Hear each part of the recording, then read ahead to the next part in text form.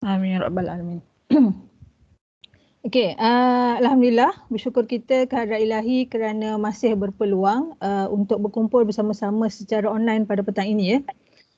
Semoga majlis kita diberkati Allah dan sama-sama kita mendapat manfaatlah daripadanya. Terima kasih kerana meluangkan masa pada petang ini untuk semua. Untuk sama-sama kita mendengar sembang santai berkenaan pemantapan OBE EC 110 dan EC 221. Sebelum kita beralih kepada agenda utama kita, dijemput KPP kita, Tuan Haji Dr. Anas, sekiranya ada sepatah dua kata lah yang ingin dikongsikan ataupun sebagai peringatan.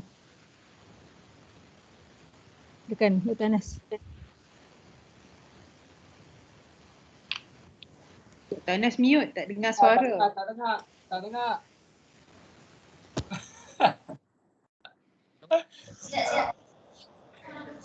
Dengar tak? Okey, dengar. Okey, alamak, tak pasal. Okey. Okey, Assalamualaikum warahmatullahi wabarakatuh. Bapak sudah makan nasi tadi, Bapak sudah. Tadi lepas habis mencorak dekat FKA, sambung pula dekat Green punya sampai pukul 1 lebih. Dan itulah. Okey, terima kasih kepada Puan Pengerusi Majlis, Ichan. Ichan. Dia balik sekolah ke apa tu? Alhamdulillah kita memang mengharapkan siri-siri OBE ni dan pemantapan ni diteruskanlah. Dan saya amat berterima kasih kepada tim Dr. Rin atas usaha dan inisiatif yang dibuat ni. Jadi maaf sila rumah saya sibuk dengan pengajian-pengajian kelas ni, macam sekolah lah juga kan. So saya rasa better teruskanlah all the best semua. Enjoy lah kita punya OBE penerangan ni. Okey, silakan. Assalamualaikum. Alhamdulillah. Okey, terima kasih Dr. Anas atas kata-kata sepatah dua kata daripada dia. Jadi tanpa melengahkan masa lagi, saya jemput Ketua Unit OBE FKA UiTM-PP Dr. Zina Ahmad untuk mengambil alih majlis dan bersembang santai berkenaan OBE pada petang ini. Dipersilakan Dr. Zina. Okey, terima kasih Madam Nolizan. Terima kasih juga Tuan Haji Anas atas support untuk kami jalankan program-program lah yang berkaitan dengan OBE. Okey, so basically hari ni santai je. Jadi penerangan yang saya akan berikan pun kalau kata ada apa-apa yang ingin ditanya ataupun kekeliruan ke, apa-apa kemusykilan ke, then boleh stopkan saya lah. Pasal basically kita akan pergi relax-relax je petang ni. Pasal pagi tadi dah panas kepala kan dengan meeting semua. Jadi petang ni kita santai-santai je lah. Kita dapatkan informasi terkini berkenaan dengan pelaksanaan OBE di peringkat fakulti lah. Okay, so saya kongsikan slide saya. Sekejap ya.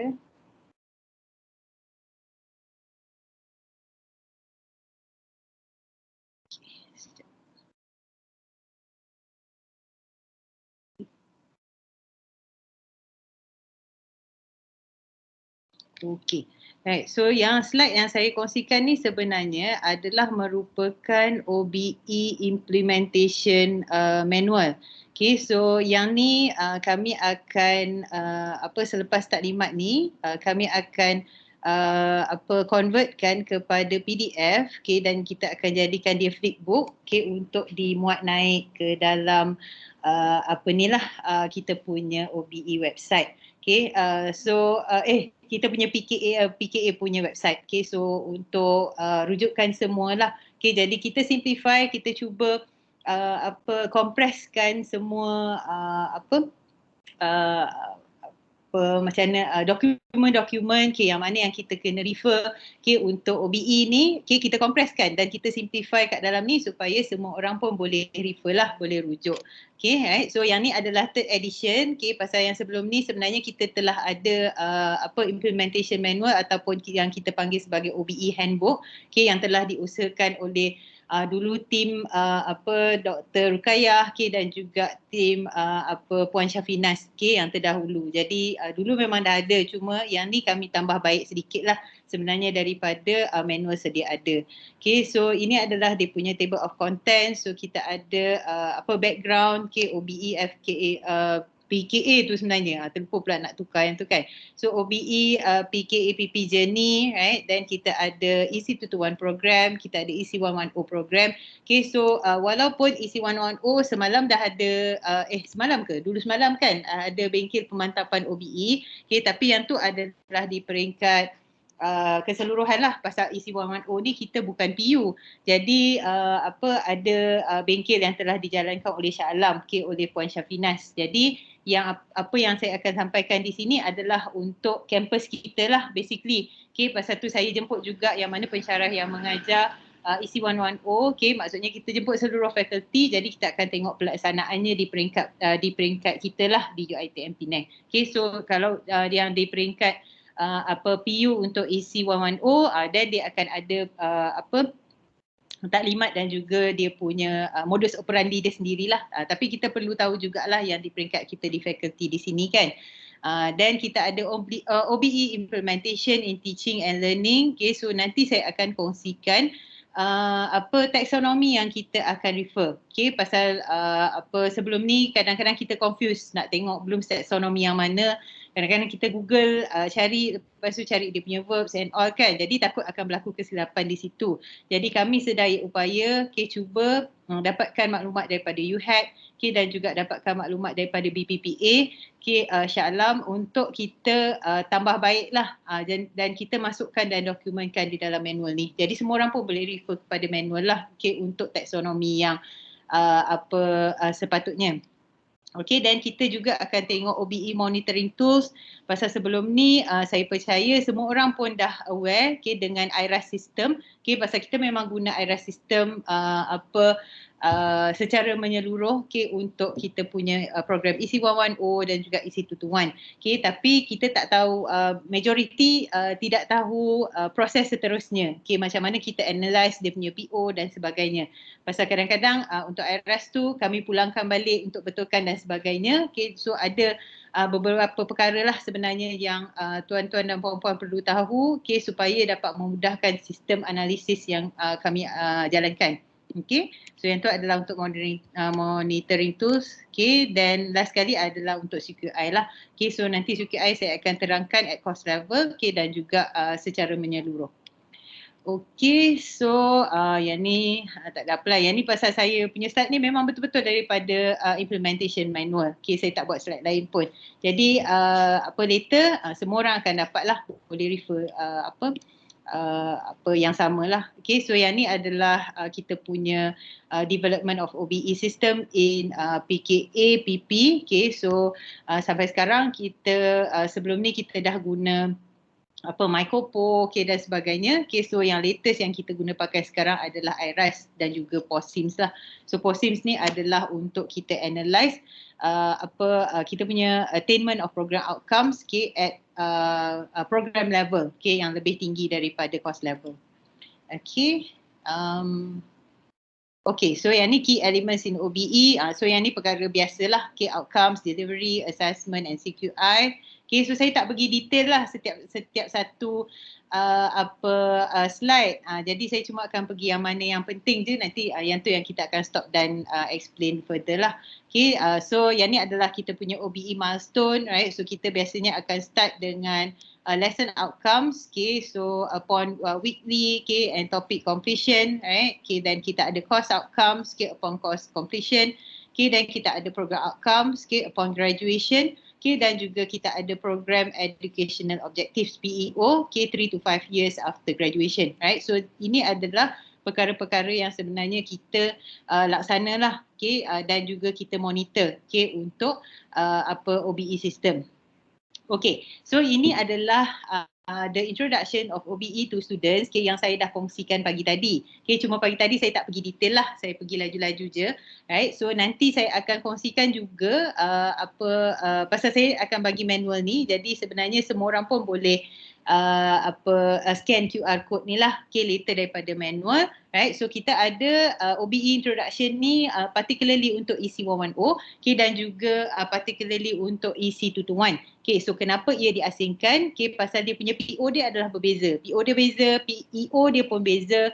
Lepas tu kalau untuk EC110 dia measure well defined. Tapi untuk EC221 kita measure complex engineering. Okay, right? So jadi kita buat dua introduction yang berbeza. Okay, so untuk introduction ni, okay, kita gunakan Microsoft Sway, right? So ini adalah untuk briefing, okay, by lecturers to students, okay, early of the semester, which biasanya kita perlu buat ni pada minggu pertama.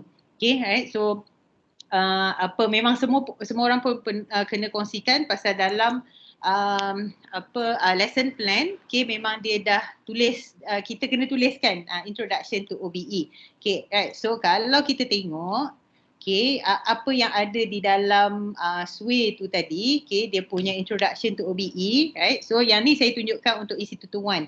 Okay, EC110 saya masih perlu update, right. So nanti once saya dah update untuk yang tu nanti saya akan maklumkan kemudian. Okay, so yang saya dah update adalah untuk EC221. Okay, so dekat sini ada gambar sikit lah. Okay, kalau kita nak share dengan student, right. So yang ni semua aktiviti yang pernah kita buat. Okay, right. Then kita ada pasal sekarang ODL. Okay, so boleh share pictures yang mana yang untuk ODL programs, right. So yang tu just nak je lah motivate students. Okay, so dekat sini juga ada program educational objectives, okay, PEO untuk EC221. Okay, jadi setiap pensyarah boleh gunakan kreativiti masing-masing lah. Maksudnya kami cuma menyediakan medium, okay, which is the slide yang dah sedia ada. Macam mana nak cerita kepada student tu terpulang kepada pensyarah masing-masing. Pasal seorang student mungkin dia ambil 4-5 subjek kan. Jadi mungkin lecturer tu akan memang lecturer tu akan gunakan slide yang sama tapi terpulang kepada pensyarah masing-masing lah. Okay, nak cerita macam mana, nak sembang macam mana dengan pelajar. Okay, janji semua benda yang ada the introduction to OBE tu kita remind student setiap semester, okay, awal semester. Okay, jadi yang ni adalah untuk PEO. Okay, so kita listkan PEO dan juga kita listkan PO. Okay, so mohon kepada semua untuk explain lah kepada student, okay, yang mengatakan kita ada these different domains, right, dan kena explain juga kepada student kenapa kita measure the POs, okay, kenapa semua mesti ada these POs, right. So yang slide ni ada menyatakan, okay, PO yang kita ada ni is embedded under which category, right. So yang ni adalah untuk bila nanti bila dia dah kerja lah. Jadi kenapa kita kena latih dia untuk this program outcomes. Okay, so kita ada analysis of problems and synthesis of solutions. Okay, lepas tu attitude yang required in workplace, right. Okay, then kita juga ada responsibilities lah. Okay, right. So boleh explain yang tu. So kalau kata nak pergi detail on PO statements, okay, so yang ni boleh pilih lah PO mana yang terlibat untuk that particular course. So PO statement ni boleh juga, dah ada juga dekat sini yang lengkap. Jadi boleh explain lah kepada student, kata kita ada 12 PO, okay, dan kita akan pergi particularly for which PO for that particular course. Okay, right. Dan yang ni adalah learning domains. Okay, so yang ni adalah tambahan lah daripada semester lepas. Okay, so yang ni sebenarnya macam mana diwujudkan, okay, sebagai daripada perbincangan lah sebenarnya dengan Encik Bat, okay, mengatakan pelajar kita kadang-kadang dia punya level of bila dia answer questions tu dia ada masalah sikit. Kadang-kadang kita minta level C1, C2 je, tapi bila dia jawab tu berjela satu muka surat macam tu lah kan. Right, so kadang-kadang dia tak tahu pun level tu. Jadi dalam soalan tu dekat hujung tu kita tulis C1, C2, C3, C4 and so on. Tapi kadang-kadang student ni kadang dia tak faham pun sebenarnya apa benda yang dimaksudkan. Jadi dia tak tahu sebenarnya up to which level sebenarnya dia kena answer the question. Okay, right. So apa yang kita ada di sini adalah a simple term, okay, yang kita boleh guna pakai, okay, untuk kita explain kepada pelajar. Dan yang kita masukkan di sini, Dr. Anas angkat tangan ke? Ya, Dr. Anas. Pasal bila letak bola ni apa maksud dia? Mana tak bola. Tak ada, dia sebenarnya dia simplify je. Jadi dia punya bukanlah bola, sebenarnya dia aiskrim. Oh, Ais aiskrim. krim kan? Saya silap dah. Dia aiskrim. Dia sebenarnya Ais kapal, aiskrim. ais kapal. Ais kepal kan. Jadi dia kiranya macam ni lah kalau kata student tengok, dia start daripada C1, C2, C3, C5, C6. Jadi kiranya kalau C1 tu kita nak minta dia jawab sikit je lah. Maksudnya benda tu tak begitu mendalam, tapi bila dia sampai C6 tu dia sampai ada cherry tu lah. Maksudnya dia lebih detail dan lebih menyeluruh. Okay, so dia just nak untuk apa ni je lah, untuk kita mudah cara untuk kita sembang dengan student lah. Okay, kata dia punya level tu akan meningkat. Dan juga daripada inspired by Encik Bat, okay, so dia ada refer kepada ada sekolah punya explanation and so on macam tu lah. Jadi kalau tengok dekat sini dia ada example kat bawah tu yang cerita pasal sang kancil. Menarik tu. Saya pun tak terfikir dia cerita macam ni. Bagus ni. Yang tu Cik Bat lah tu. Saya memang ambil daripada dia, saya cuma letak aiskrim tu je. Lepas tu jadi kiranya boleh tengok daripada example tu, pasal kadang-kadang kita nak cerita dengan student ni, kalau kita cerita verbs, kita cerita dia punya explanation tu secara sangat dia jadi macam stressful, jadi budak pun tak nak dengar kan. Jadi macam ni yang Cik Bat tunjukkan ni lah. Jadi dia bagi example. Jadi kalau kata untuk C1 kita nak kena explain apa je. Tapi kalau up to C6 then dia punya level tu boleh nampak lah dia meningkat sikit-sikit lah macam tu. Okay, so yang ni yang kita cuba masukkan. Masukkan dalam ni. Jadi terpulang sebenarnya kepada pensyarah, dia nak explain macam mana. Okay, nak explain macam mana ke, nak suruh budak baca sendiri ke. So it's up to you. Okay, so kita cuma sediakan platform, okay, dan juga kita mohon kepada pensyarah, okay, untuk gunakan kreativiti sendirilah untuk menyampaikan kepada pelajar. Jadi saya percaya bila setiap semester, kalau kata dia bermula daripada matrik, daripada kemasukan matrik, so dia mula daripada part 1 sampailah dia part 8, saya rasa memang akan masuk kepala lah, pasal tiap-tiap semester pun lecturer dia akan bebel dan cerita pasal benda ni. Okay, right? So kita cubalah sebaik mungkin untuk sampaikan. Ya, animasi cerita sang kancil tu menarik lah. Kan nanti dia boleh faham. Boleh faham. Yang tu saya tak sampai lagi level. Saya baru sampai level infografik je, tak sampai lagi pula level animasi kan. Okay, kok lah ada siapa-siapa yang mungkin ada kemampuan tu ke kan, dan boleh ni lah kepada kami kan, boleh bagi input lah kepada kami pun boleh juga, insyaAllah. Okay, so yang ni yang untuk ni dalam kita punya OB introduction ni cuma ni sahajalah untuk kognitif sahaja. Pasal kognitif ni yang sebenarnya bila masuk dalam soalan dia cuma based on verb. Jadi dia sangat tidak clear, tapi saya tidak letak apa-apa infografik untuk psikomotor dan efektif, memandangkan psikomotor dan efektif ni dia ada rubrik.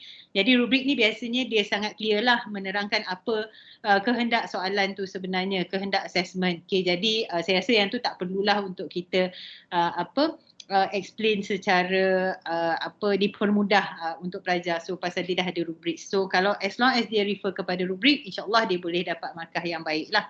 Okay, right? So pasal tu dekat dalam ni cuma ada cognitive level. Okay, dan kita ada juga letak di dalam ni complex problem solving. So yang ni pun kena explain kepada pelajar. Okay, kenapa kita expose mereka kepada complex engineering problems, okay, dan juga complex engineering activities. Okay. Right, so yang tu adalah untuk cognitive levels dan juga complex engineering. Okay, then the next one, okay, yang kita mohon kepada pensyarah untuk sembang juga dengan student, okay, adalah berhubung dengan PO achievement. Okay, so dekat sini kita bagi tahulah, kata dia punya PO achievement dia boleh assess, okay, daripada dia boleh akses daripada PPKA PP, okay, punya website, okay, dan dia boleh masukkanlah guna dia punya student ID. Okay, kalau ada apa-apa masalah minta dia refer balik kepada academic advisor. Jadi insyaAllah hasil perbincangan saya dengan Syafiqah, okay, tim AAU, okay, so basically kita akan kita akan cuba untuk semester ni guna pakai session PA bersama pelajar, Okay, lepas tu dekat situ nanti kita akan mohon kepada PA untuk akses dia punya dalam website lah. Okay, so sebenarnya kalau kita tengok daripada website PKAPP tu, okay, kita boleh akses kita punya students PO. Okay, kalau kita tengok dekat web page OBE, alamak, bukan kat OBE, kat mana Cik Rasul? Sudahnya tanya balik Cik Rasul. Web page Academic. Academic Advisor. Tiba-tiba dia panik pula. Tadi jumpa dah. Okay, lepas tu kita boleh pergi dekat active list kan? Betul. Okay. Dekat active list kan? Okay, so dekat sini PA boleh tengok sendirilah dia punya attainment of dia punya student. Okay, so boleh klik lah dekat sini kalau nak. Ya. Cuma yang data yang ada ni tak termasuk yang 20212 tau. Belum latest lagi lah kan. Sebabnya kan belajar yang FIP yang tangguh tu kan, kita tak boleh nak publish dulu lah selagi tak settle itu dulu. Okay. So jadi maksudnya perjumpaan PA bersama pelajar tu kena selepas tarikh officially result tu keluar lah Cik Rasul kan? Betul. Okay. So nanti minta Syafiqah take note lah. Yang tu ya. Untuk makluman, untuk diploma pun ada ya ni? Untuk diploma pun ada, tapi saya tak ada student diploma. Kalau saya klik nanti dia tak keluar. Tapi dia dekat tempat sama juga kan Cik Rasul? Samalah, dia active list juga. Student list. Student list ke active list Cik Rasul? Tengok saya dah buka office. Active list. Okay. Right. Dia akan keluarkan semua student diploma. Okay. Alright. Okay, so dekat sini sebenarnya kita boleh klik dan tengok dia punya detail pun.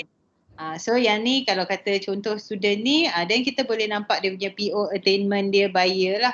Yang tadi tu kita nampak dia punya cumulative. Okay, yang ni adalah by year dan juga by subject. Okay, so maksudnya PA tu sendiri dia boleh tengok lah dia punya dia punya pencapaian PO bagi student dia sendiri. Ya Dr. Anas. Dr. Anas angkat tangan ke? Betul. Cuba klik dekat graduated list tu. Graduated list seorang je, pasal student saya baru seorang je yang grad.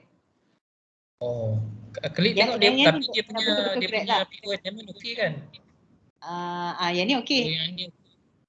Tapi yang ni kumulatif dia. Yang okey no. Cumalah bila kita nanti kita ada meeting dengan student kan, bila student tu ada PO yang tak capai minimum requirement tu, so apa yang kita sebenarnya dicadangkan untuk explain kepada student? Yang kita punya program tu Kak Rin, POEP. Nanti Kak Rin present sekali. Yang PO enrichment plan tu. Jadi mungkin boleh bagi tahu tu yang kita rancangan about student reflection tu kot. Itulah pasal benarnya belum siap lagi, itulah yang kita nak cerita pun. Tak apalah, saya ceritalah terus kan.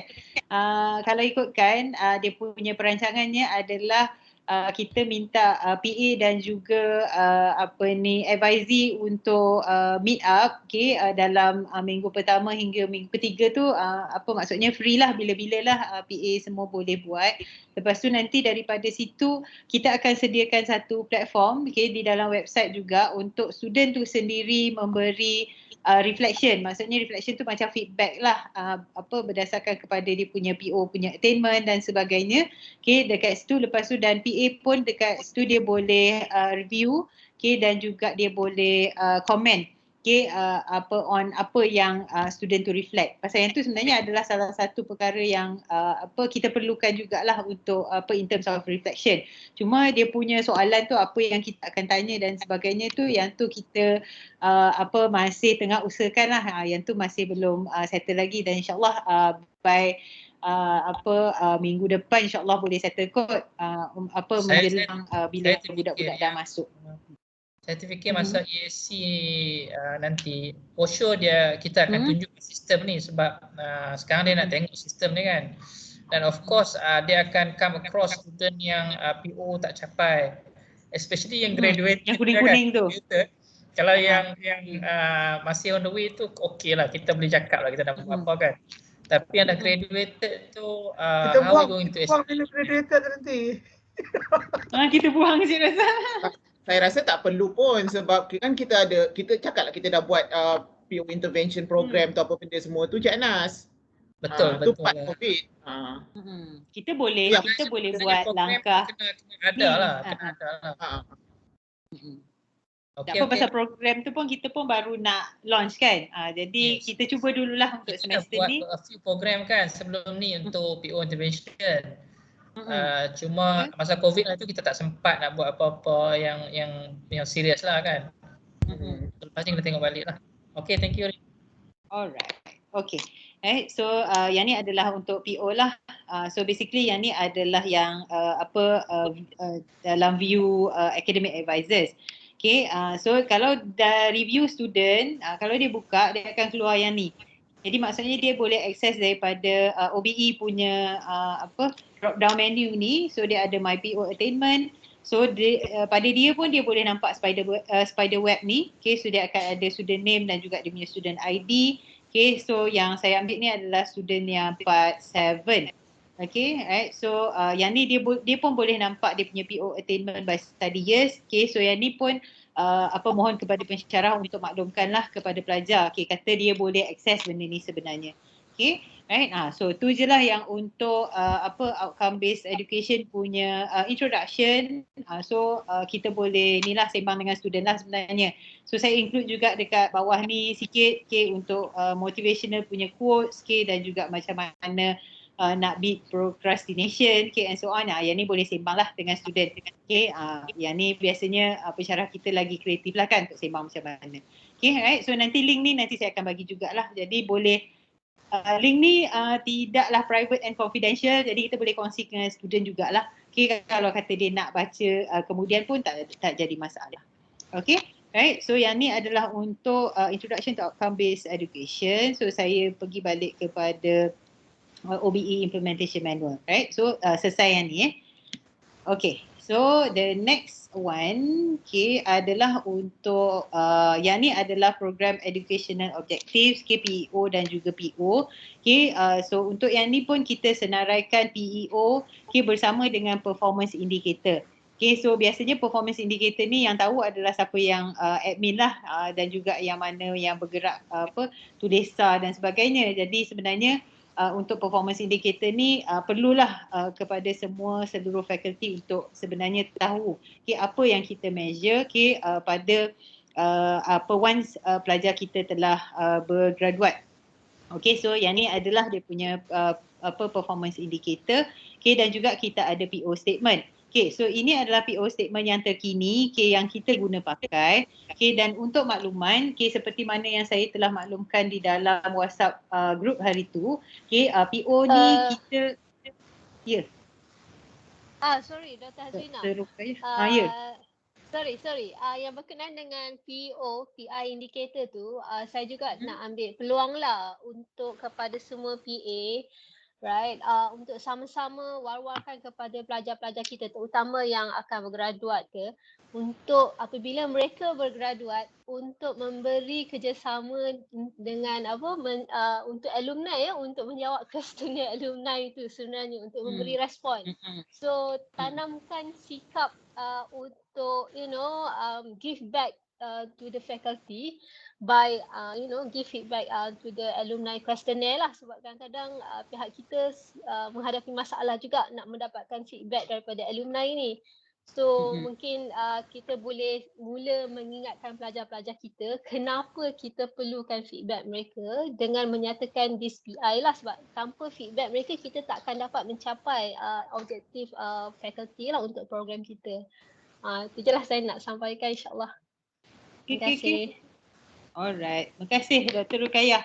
Pasal Dr. Ruqayyah lah yang kena mengumpulkan maklumat-maklumat yang berkaitan dengan pelajar kita yang dah grad. Orang kuat dia Puan Syahira dengan Puan Norzati Shima. Puan Shima yang banyak bertungkus lumus. Tu orang kuat ni So itulah kita sama-sama mudahkanlah insyaAllah. Assalamualaikum. InsyaAllah. Okay. Right. So list dia dah ada dekat sini, jadi bolehlah sembang-sembang dengan advisory masing-masing. Okay. Right. So itu adalah salah satu daripada kita punya kita punya aim menyediakan manual ni supaya semua orang pun aware dan ada satu dokumen yang kita boleh refer untuk kita sebarkan kepada pelajar lah. Tanah tadi cakap apa-apa ke?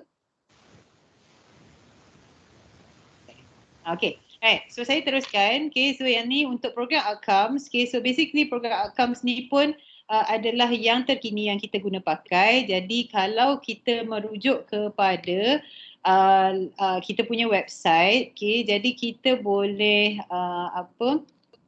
refer kepada endorse PO, okay, daripada website OBE. So tengok daripada website OBE dan kita ada di sini bawah sekali ni ada endorse PO. So yang ni adalah untuk EC 221, okay, EC 110 insyaAllah nanti saya akan cuba usahakan bersama Nur Johana, okay, untuk masukkan juga dia punya endorse PO di situ. Okay, right. So kenapa kita masukkan di dalam website? Okay, ia adalah supaya semua orang merujuk kepada dokumen yang betul lah.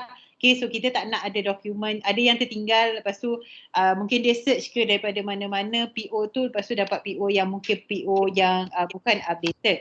Okay, so kalau tengok daripada sini, yang ni adalah yang terbaru, okay, yang kita masukkan. Okay, seperti mana yang saya update dalam WhatsApp group hari tu, okay, pasal yang ni dia ada, sebenarnya dia sama je. Dia tidak ada apa-apa perubahan pada PO punya definition ni, cuma ada sedikit perubahan pada mapping. Okay, so bila ada perubahan pada mapping, so kita endorse barulah. Maksudnya kita punya dokumen. Jadi dokumen ni pun ada endorsement, okay, ada cok bulat ni, tapi tarikh yang kita akan guna pakai adalah 14/12/2020. Okay, jadi kita supersede yang lama 6/1/2020, jadi kita tukar dengan 14/12/2020. Okay. Jadi dekat sini ada table dia yang explanation on the mapping, okay, dan juga yang ni adalah mapping, okay, dan di belakang ni juga ada level of difficulty. Okay, jadi untuk level of difficulty ada sedikit update, okay, sedikit sahaja di dalam effective domain, okay, yang telah di-endorse dalam PKA admin meeting. Okay, terdahulu pada minggu lepas, okay, 30 September. Tapi perubahan dia tidak ada perubahan pada markah, okay, cuma perubahan pada dia punya description of A5 sahaja. Okay, pasal bila kita rujuk kepada taksonomi yang latest, okay, A5 adalah internalizing values. Okay, saya tak ingat dia replace perkataan apa, tapi cuma perkataan tu sahaja yang berubah, markah semua tetap sama. Okay, so yang ni adalah level of difficulty yang latest lah yang kita akan guna pakai. Okay, so semua orang boleh refer kepada website lah untuk dapatkan dia punya this PO punya endorse PO. Okay, dan juga di sini juga kita masukkan PCM, okay, performance criteria matrix. Okay, so kalau kata ada siapa-siapa yang perlu, okay, untuk dapatkan dokumen ni, ni pun ada di dalam website PKA lah. Okay, so boleh dapatkan daripada sini dan juga boleh download. Okay, so yang ni adalah dalam OBE, dalam PDF format. Apa lagi ada kat sini? Okay, so yang untuk guideline, okay, ataupun manual yang saya tengah bentangkan ni, so later nanti kami akan masukkan dalam PDF, okay, di sinilah. Okay, jadi semua orang boleh refer, okay, untuk kita dapatkan maklumat lanjut. Okay, dan juga seperti makluman di dalam grup tempoh hari, okay, kita punya buku peraturan akademik pun telah dimasukkan di sini. Okay, so kalau tengok kat sini kita ada academic regulations. Okay, so kalau kita buka dekat sini, kita boleh refer lah kepada buku panduan akademik, buku peraturan akademik yang terbaru, okay, iaitu 2021, pindaan 2021. Jadi tak perlu nak korek-korek tempat lain, so ada dah kat sini, semua dekat kita punya website. Okay, right. So itu je kot. Ada lagi tak Cik Rasul yang saya lupa sebut? Tak tahu. Boleh tak nak tanya sikit? Yes, tadi bincang juga dengan Cik Rasul kat WhatsApp pasal mapping subjek dengan PO berapa. Sebab contohnya macam saya ada student yang dah part 8 semester lepas, sekarang ni masuknya part 9 lah ataupun dah graduate lah. So contohnya dekat PO4 tu dia masih lagi kosong. So kita tak ajar subjek tu, kita tak tahu subjek apa yang ada PO4 contohnya, for example kan. So at least kalau kita tahu daripada bawah, so kita boleh tahu subjek apa yang ada PO tersebut. Kalau macam sebelum ni, website lama, Cik Rasul ada buat dengan distribution, tapi mungkin tak payah distribution, just tick sahaja dia punya mapping tu.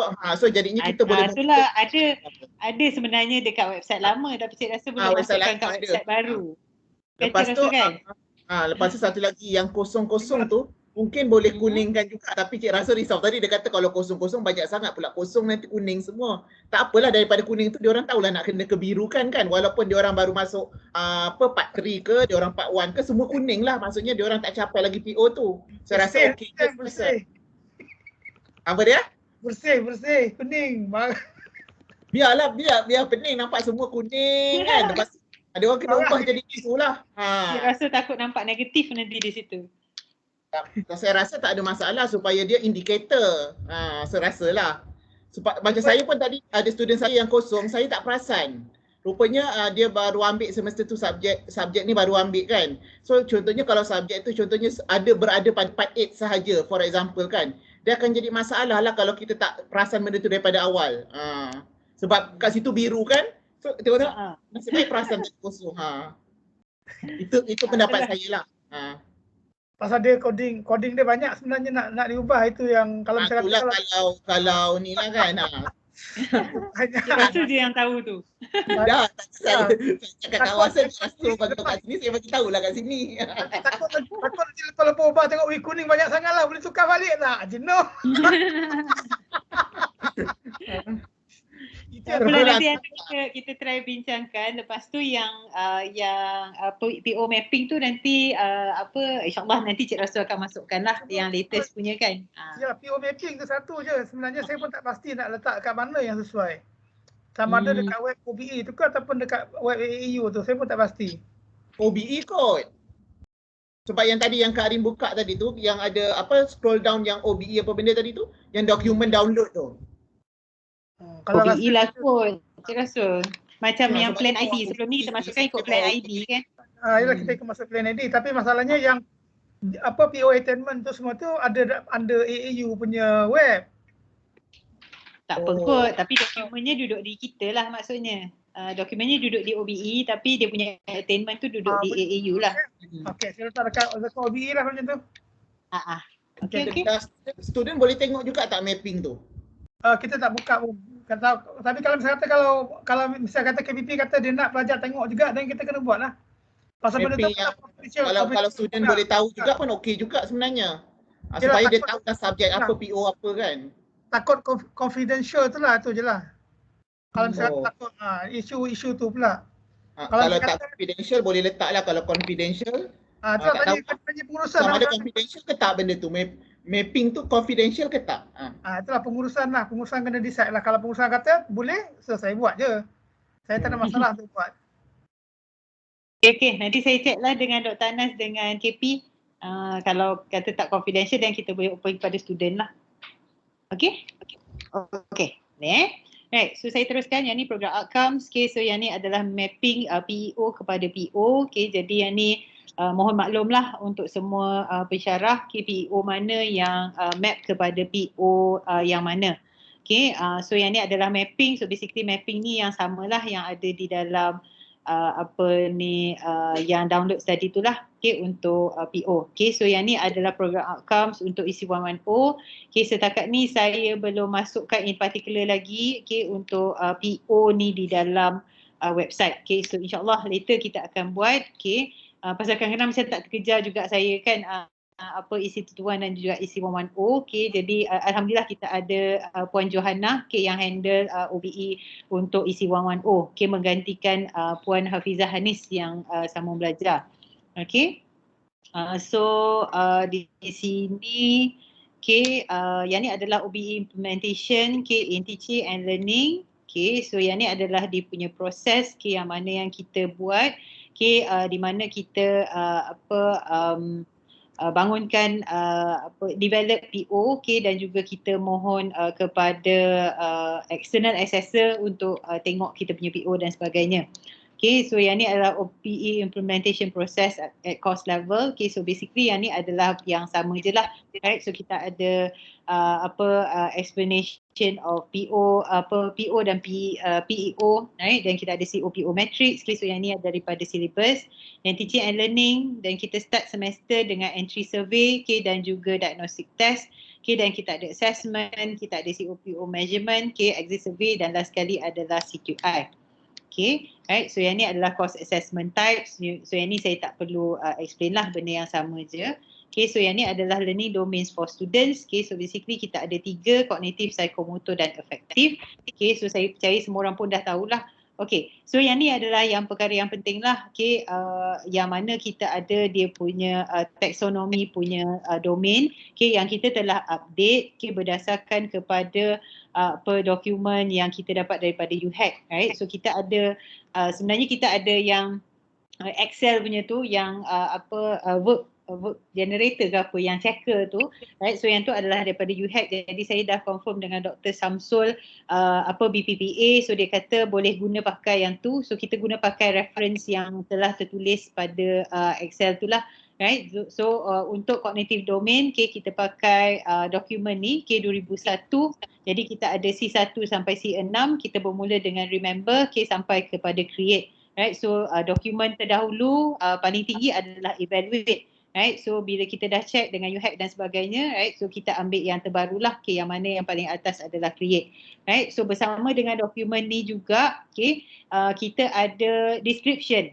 Okay, so kita bukan sahaja berdasarkan kepada verb, okay, tetapi kita bagi dokumen yang bersama dengan description, okay, pasal kita tahu sebelum ni ada certain verbs yang sebenarnya dia berada di cognitive di level yang berbeza, okay, taxonomy level yang berbeza. Jadi bila macam tu kadang-kadang kita confuse lah macam mana kita nak kenal pasti, okay, kita punya level tu yang mana. Jadi kita cuba masukkan di sini dokumen, okay, di mana dia ada kognitif punya description, okay, dan kita ada kognitif punya ability, right, okay, dan kita ada dia punya keywords, definitions, okay, dan juga kita beri example. Okay, so yang ni Puan Nur Hafizah Hanis dah usahakan, okay, untuk memberi sedikit example, okay, yang berkaitan dengan bidang kita, right. So kita ada yang daripada bidang lain. So yang ni sebenarnya adalah table asal adalah daripada compilation yang dibuat oleh Dr. JJ. Okay, so dia compile daripada a few references. Okay, so sebenarnya kita adapt daripada dokumen yang telah dia compile lah, dan kita tambah baik sedikit, right. So Puan Hafizah Hanis dah create lah a few examples, okay, yang mana yang lebih dekat kepada kita lah. Okay, so yang ni dia guna bidang dia lah, so bidang geotrend.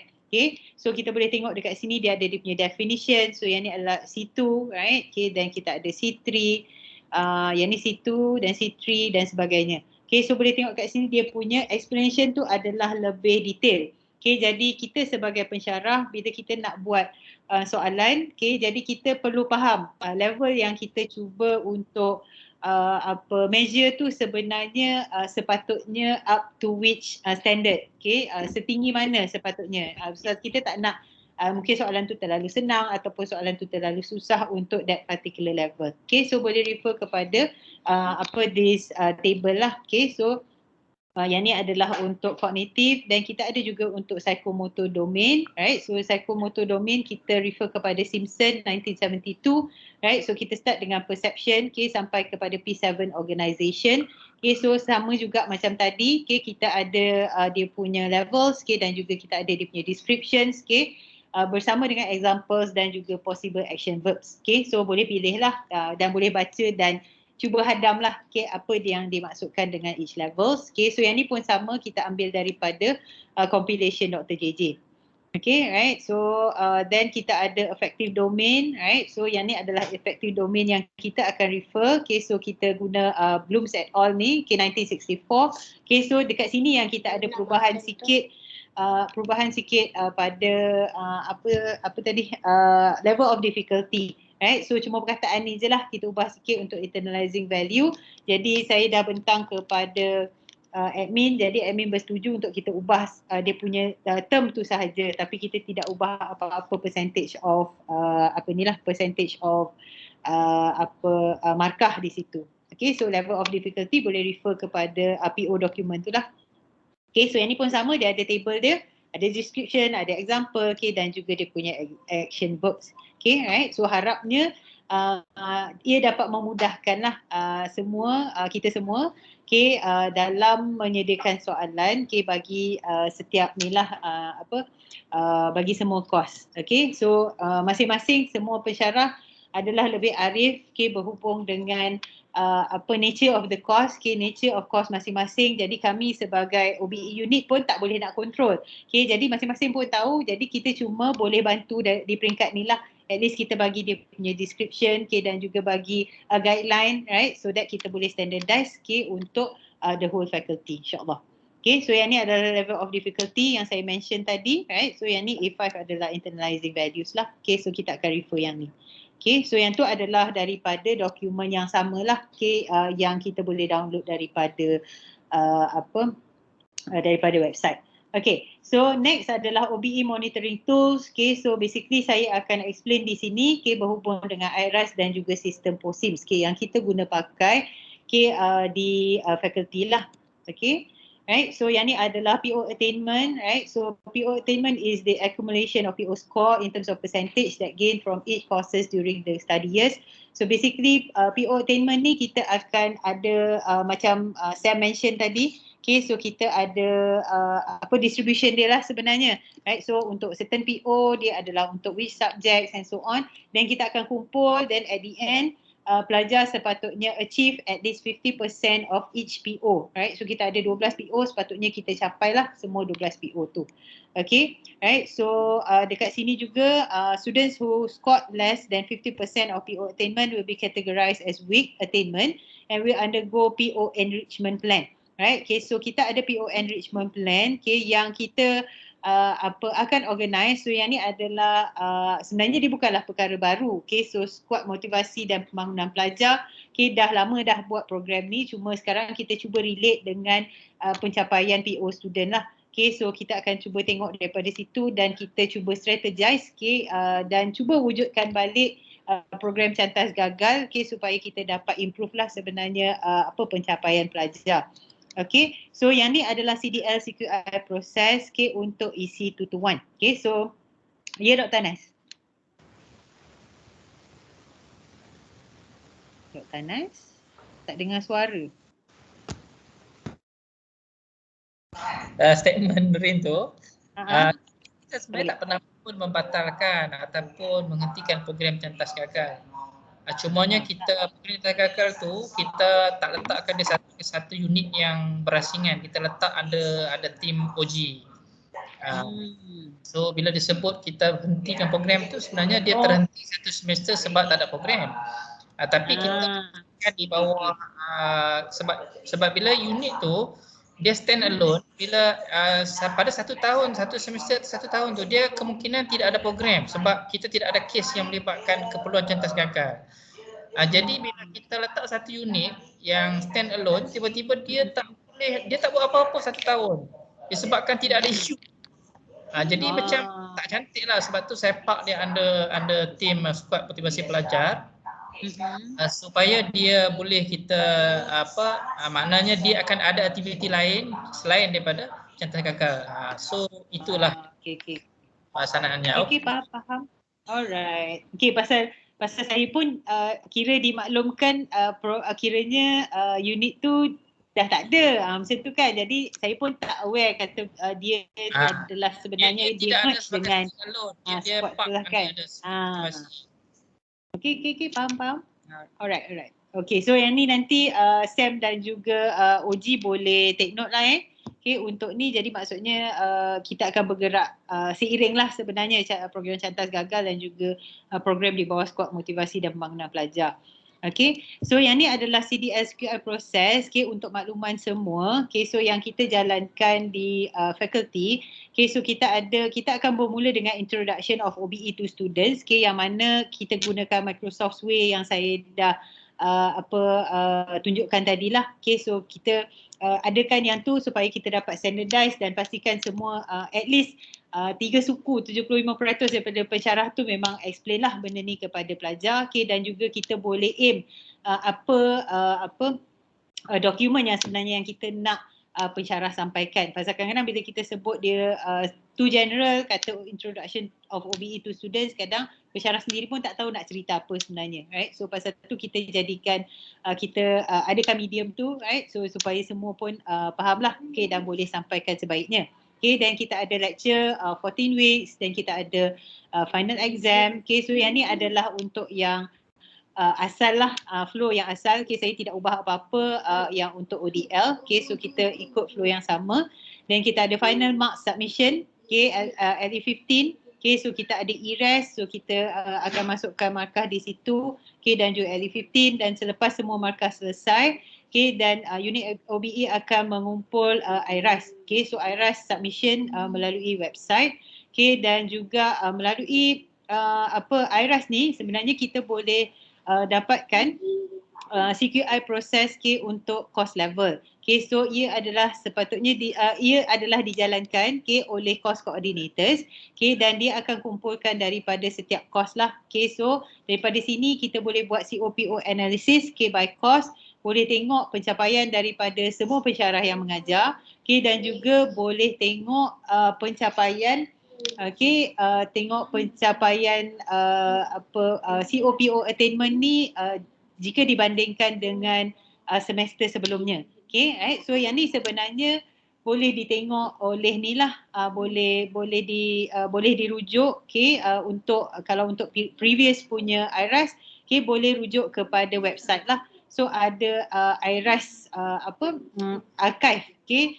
So boleh tengok daripada website okay, yang mana boleh tengok yang semester sebelum-sebelumnya. So archive ni bukan untuk satu semester je. Sebenarnya ada beberapa semester sebelumnya. Okay, so semua course coordinator, kalau kata kita ada course coordinator yang baru pun sebenarnya dia boleh refer kepada dokumen yang terdahulu. Maksudnya tak perlulah dia nak cari sisi yang sebelum ni pula kan. Pasal dokumen tu semua kita dah tolong simpan di dalam website. Cik Rasul lah sebenarnya yang tolong simpan kan. Okay, once IRAS tu disubmit kepada pihak kami. Okay, jadi di sini saya nak tekankan, okay, kami minta maaf banyak-banyak okay, bila buat IRAS submission dan kami pulangkan semula untuk di-resubmit sekiranya ada perkara-perkara yang tidak lengkap.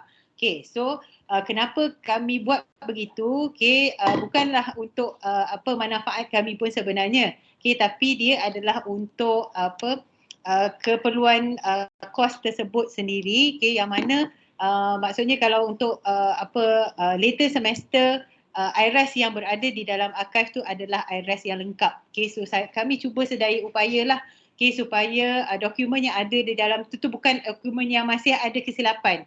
Jadi pasal tu kita ada proses checking of IRAS. Okay, bukanlah untuk mencari salah sesiapa sebenarnya dekat situ yang ada tak isi, ada kosong dan sebagainya.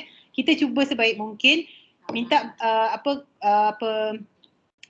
course coordinator untuk betulkan okay, dan yang apa yang kita akan simpan di situ adalah dokumen yang betul-betul lengkap lah. Okay, jadi untuk dia punya future punya use, okay, jadi dia adalah lebih baik. Okay, right, so yang tu adalah untuk IRAS. So once IRAS ni telah dihantar kepada kami akan generate POSIM. Okay, so Encik Rasul akan generate POSIM okay, yang mana kita ada PO attainment daripada semua courses okay, yang mana yang menyumbang kepada PO tersebut. Okay, so kita akan generate sistem POSIMS ni at program level. So kita boleh dapatkan okay, dia punya pencapaian tu untuk cohort tersebut. Okay, so kita akan dapatkan data dia untuk semester exam itu dan juga kita boleh dapatkan dia punya overall PO analysis okay, bersama dengan kumulatif data lah. Jadi maksudnya kita boleh tahulah cohort tu dia dah capai berapa dia punya PO okay, dan sebagainya. So inilah sebenarnya dia punya fungsi POSIM. Okay, so daripada sini juga untuk kita generate POSIM dan generate attainment yang betul, okay, kita perlukan IRAS information yang betul. Okay, jadi kalau kata data di dalam IRAS ni ada masalah, maka masalah juga akan berlaku di POSIMS lah. Okay, pasal apa saja yang kita analyse tu adalah berdasarkan apa yang diberi oleh CC kepada kami. Okay, right. So jadi mohon kerjasama semua pastikan IRAS ni adalah dia punya intipati tu adalah data yang betul lah. Right, so disebabkan itu juga kita ada dia punya checklist. So later nanti kita akan cerita pasal IRAS.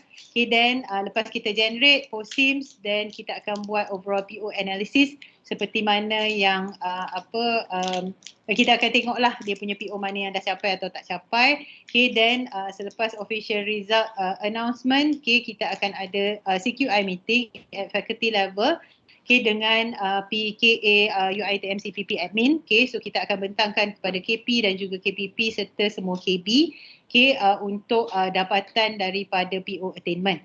So apa yang saya bentangkan pagi tadi adalah attainment yang kita dah dapat lah daripada analisis ni yang telah dibentangkan kepada admin juga. So daripada data yang kita dapat untuk PO attainment ni, kita akan laksanakan proses PO tray dan juga PO enrichment plan lah. So yang ni akan dijalankan oleh unit masing-masing lah. So PO tray ada unit dia yang di bawah KP, dan juga kita ada PO enrichment plan. So yang ni akan berjalan di bawah skuad motivasi dan pembangunan pelajar. Right, so yang ni adalah basically dia punya CQI proses lah. So apa saja dapatan daripada PO attainment tu, kita akan kita akan apa saja penambahbaikan dia akan through PO tray dan juga PO enrichment. Then kita akan buat submission kepada UHAC UiTM CPP, right? So yang ni adalah campus level.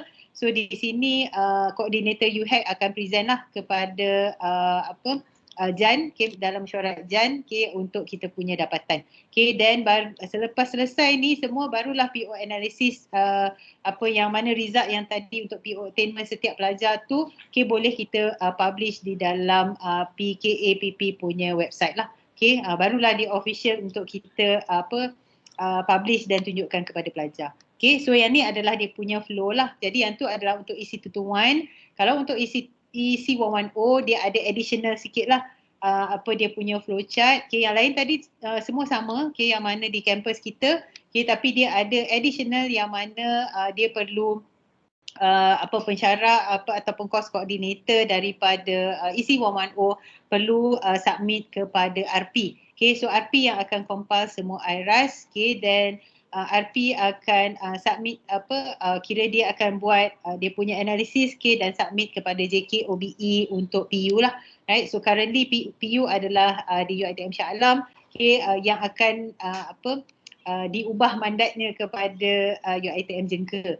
Right, so dia ada additional sikit lah dekat sini untuk dia punya CDL CQI proses, kerana dia punya PU dia bukan kita sendiri, tapi kita cuma ada a few RPs sahajalah yang berada di sini.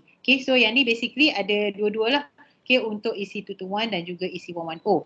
Right, so kita masukkan juga di dalam manual. So ini adalah PO measurement analysis at course level. So macam mana calculation dibuat, semua kita dah masukkan di dalam ni. So saya tak perlu pergi detail lah satu-satu macam mana nak kira. So semua orang boleh refer sendiri. Right, so all the calculations are already here. Right, so dia punya sebenarnya calculation yang sama juga kita masukkan di dalam SAR report. Right, so mohon kepada semua pensyarah untuk hadamlah sebenarnya macam mana PO ni dikira, dan juga bagaimana PO dikira untuk setiap student. Right, so just in case nanti bila panel EAC datang dan dia tanya macam mana kita buat measurement, dan boleh refer lah sebenarnya kepada this calculation. So kita ada example-nya di sini. Right, so basically yang saya explain tadi tu dalam flowchart, sebenarnya inilah dia punya proses dia. So daripada course banyak-banyak ni, so this is at course level, then kita bawa kepada program level, so kita ada IRAS, bawa ke POSIM, dan kita bawa kepada mesyuarat pengurusan akademik. Yang ni JAN sebenarnya, saya terlupa nak betulkan. Right, so yang ni adalah kita punya IRAS system. Right, so IRAS system, basically kita ada data input yang mana yang kita masukkan data, dan juga kita validate dengan LE 15 marks. So kita perlu validate supaya markah yang kita masukkan tu adalah selarilah dengan PO attainment yang kita insertkan di dalam sistem IRAS. Dan kita ada MyCO PO attainment. So COPO attainment ni adalah sebenarnya attainment bagi setiap pelajar. Okay, dia bukan menyeluruh lah untuk that particular course, tapi dia adalah untuk setiap pelajar. Okay, so kalau Tuan Puan perasan untuk yang ECF yang terbaru, okay, kita mohon kepada semua course coordinator untuk print out juga MyCOPO attainment. Okay, yang mana kita boleh nampak attainment ni by student lah. Okay, so yang ni adalah satu langkah yang kita ambil selepas mendapat teguran daripada EE. Okay, so EE sebelum ni dia cari sebenarnya di dalam ECF, okay, dekat mana macam mana nak tengok PO attainment untuk setiap pelajar. Okay, so sebenarnya PO attainment tu kita masukkan, tapi kita masukkan yang Excel CC tu sendiri.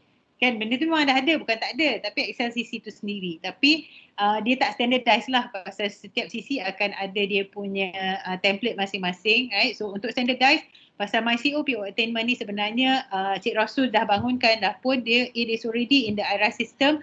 Jadi cuma klik dia punya icon tu dan juga kita boleh straightforward print daripada situ. Okay, cuma kita nak add yang tu lah ke dalam kita punya ECF. Okay, dan kita ada CQI input. Okay, so yang ni yang biasalah yang kita masukkan di dalam CF. Okay, yang mana kita buat CQI input for the course, okay, and we make comparison okay, dengan previous semester. Okay, right. So yang ni adalah satu lagi sebelum ni saya pernah kongsikan di dalam group, tapi saya tak pasti sama ada semua orang ada tengok yang ni ke tak, right? So yang ni sebenarnya nanti boleh refer kepada this IRAS manual, right? So dalam ni kita ada satu video lah, sebenarnya dia adalah YouTube video, okay, untuk IRAS manual. Jadi kod-kod lah ada yang terlupa ke, macam mana nak isi IRAS, okay, guideline macam mana nak betul-betul isi IRAS tu dengan betul, okay, dan juga kalau kata macam nak copy daripada file daripada lecturer yang lain, right? So kita tak perlu manually copy satu-satu sebenarnya. Okay, tapi dia ada cara yang lebih automated lah sebenarnya yang kita boleh masukkan ke dalam compile di dalam satu dalam satu IRAS template, right? So yang tu pun ada kami dah masukkan di dalam IRAS manual. So boleh refer, yang ni ada video, jadi ada dia punya animation siap macam mana nak buat. Right, okay, so harapnya dapat membantulah kepada semua tuan-tuan dan puan-puan, okay, untuk buat kita punya macam mana kata yearly punya rutin lah. Memang tiap semester pun nak kena isi IRAS kan. Jadi boleh refer lah bila-bila masa yang nak refer. Okay, so yang ni pun, link ni pun kita masukkan di dalam implementation manual. Okay, so bila nak tengok bila-bila boleh tengok lah. Okay, right. So yang ni adalah IRAS interface, right. So basically yang ni dah biasa tengok lah, right. So kita ada data input, so kita kena masukkan data yang di sini, right. So then kalau kata semua settle dan okay, then dia akan keluar completed marks verification. So page ni dah biasa dah tengok. Okay, then kita ada juga dia punya checklist, right. Okay, checklist ni yang ada tik-tik-tik ni, right. Okay, so kami mohon kepada semua, okay, untuk pastikan semua tik-tik-tik ni hijau. Okay, right. So memang kami nak check betul ke tak betul tu memang tak boleh nak check lah kan, tapi at least boleh tengoklah dekat sini hijau. Okay, especially untuk program outcomes raw marks dan juga course outcomes punya raw marks. Okay, right. So pasal dekat sini kadang-kadang bila kita buat assessment, kadang dia punya pecahan markah tu mungkin tidak sama dengan as what that is stipulated dengan di dalam syllabus. Okay, so sila pastikan kalau kata semester ni tak sama, mungkin jadi merah ke, then sila buat penambahbaikan lah untuk semester yang akan datang. Okay, so ini adalah supaya assessment yang kita buat tu adalah selarilah dengan apa yang telah kita nyatakan di dalam syllabus. Okay, right. Dan sama juga dengan CQI input ni semua, right. So kadang-kadang kalau tak tulis dia punya previous dan sebagainya, right. So nanti dia akan keluar merah juga di sini. Okay, tapi ada courses, okay, yang macam EC 110 kadang-kadang subjek dia baru di offer. Jadi bila baru di offer, jadi mungkin semester yang yang sebelum tu tak ada, belum pernah offer, right. So kadang-kadang bila kami check, pasal kami check semua course, jadi ada banyak. Jadi kadang-kadang kami minta maaf sangat kalau kata kami pun terlepas pandang kata subjek tu sebenarnya tak offer sebelum tu. Okay, right? So mohon kalau kata tak offer dan sebagainya, dan tulis dekat CQI punya input lah. So apa dia punya isu dekat situ, mungkin semester lepas belum pernah offer ataupun semester lepas cuma seorang yang ambil dan sebagainya. Okay, right. So di sini ada sedikit IRAS reminders, okay, yang mana yang kami kena pasti bila nak run POSIMS tu ada masalah, right? So kami letakkan IRAS reminders di sini, okay, supaya tidak lagi lah berlaku, sebolehnya tidak lagi berlaku kesilapan-kesilapan ni. Okay, satu adalah use paste value to avoid any links to your file. Jadi bila kita paste value PO tu, okay, kena guna paste value, jangan just copy paste macam biasa. Kalau copy paste macam biasa, bila Cik Rasul nak run untuk POSIMS tu, nanti dia akan ada link to other file. Okay, right? So kita tak nak yang tu. Jadi sebenarnya ada dah dekat situ, dekat IRAS tu, bila klik dekat situ dia akan tulis kat situ you have to paste value. Right? Okay, so please buat macam tu. Kalau kata tak tahu macam mana nak buat, okay, then boleh refer kepada IRAS manual. Right? So pasal dalam IRAS manual ni detail. Saya dah tunjuk macam mana nak paste value pun. Okay? Right? Then lagi satu adalah check total number of students to avoid any duplicated data. Right? So total number of student ni sebenarnya berada di sini. Number of student. Right? So yang ni adalah tanggungjawab CC lah sebenarnya untuk SEMA. Okay, right? So pasal dia yang akan compile semua data daripada semua pensyarah. Jadi in the end dia kena tahu berapa total student yang registered untuk that particular subject, dan dia perlu check di sini. Pasal ada occurrence yang mana kami jumpa dia punya total number of students adalah double daripada actual number of students. Katalah student dia sepatutnya 70 orang, tapi bila dia masukkan markah di situ dia jadi 140. Okay, right? So 140 pasal sebenarnya dia punya data tu duplicated. Okay, double. Okay, jadi ada data yang kami dapat tu sebenarnya bukan semester ni pun, semester lepas. Okay, jadi mohon semua tuan-tuan dan puan-puan bantu kami lah.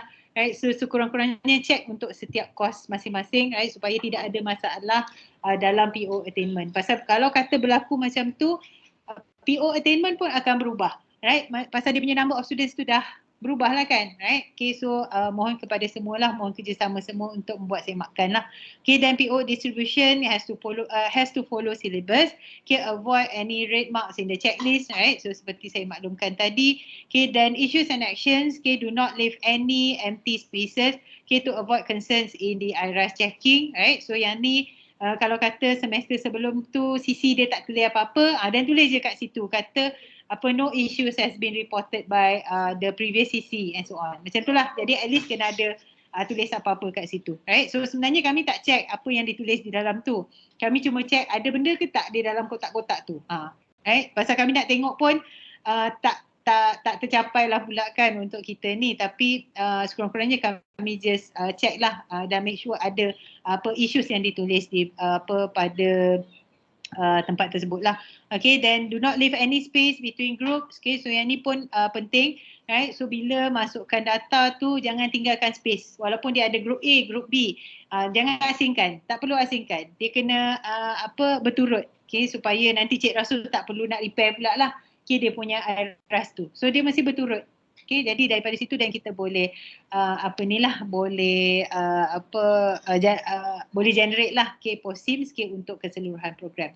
Okay, right. So yang ni adalah benda-benda yang ada di dalam IRAS. So yang ni adalah my COPO attainment yang saya sebutkan tadi. Okay, yang mana setiap pelajar ni kita ada dia punya PO dia untuk for that particular course. Berapa dia dapat, berapa dia punya percentage. So yang ni yang terbaru yang kita masukkan di dalam CF.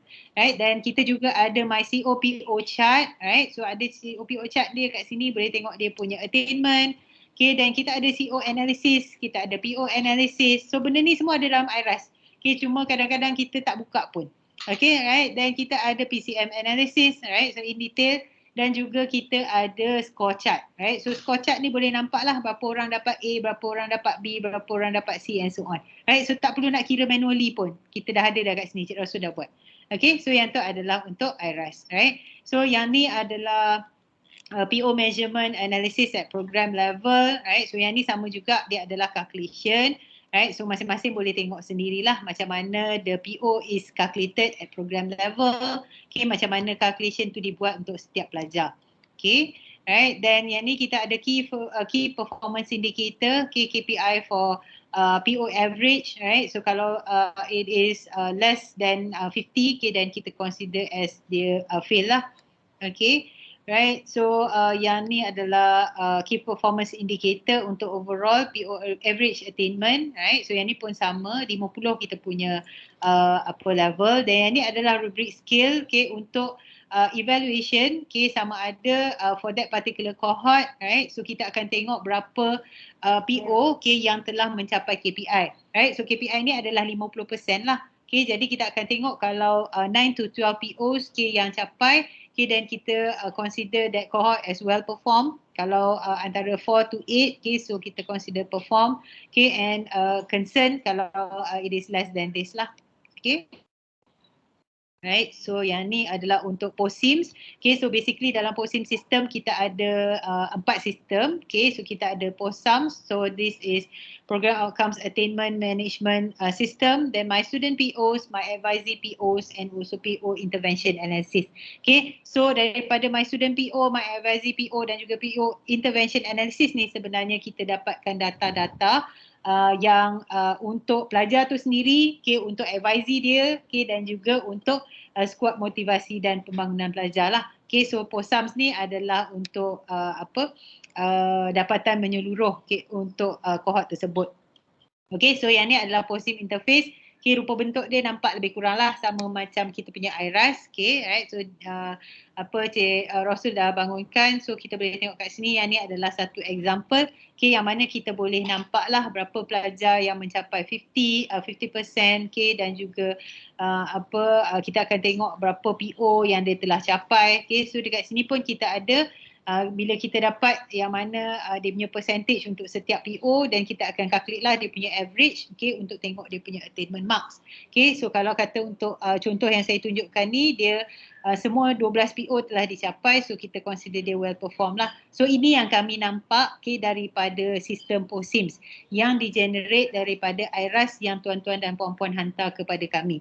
Okay, right. So kenapa kita kejar IRAS tu sebenarnya? Supaya saya dapat buat analisis ni, dan juga supaya saya sempat untuk present kepada admin dan juga present kepada tuan-tuan dan puan-puan dia punya dapatan sebelum semester yang seterusnya bermula.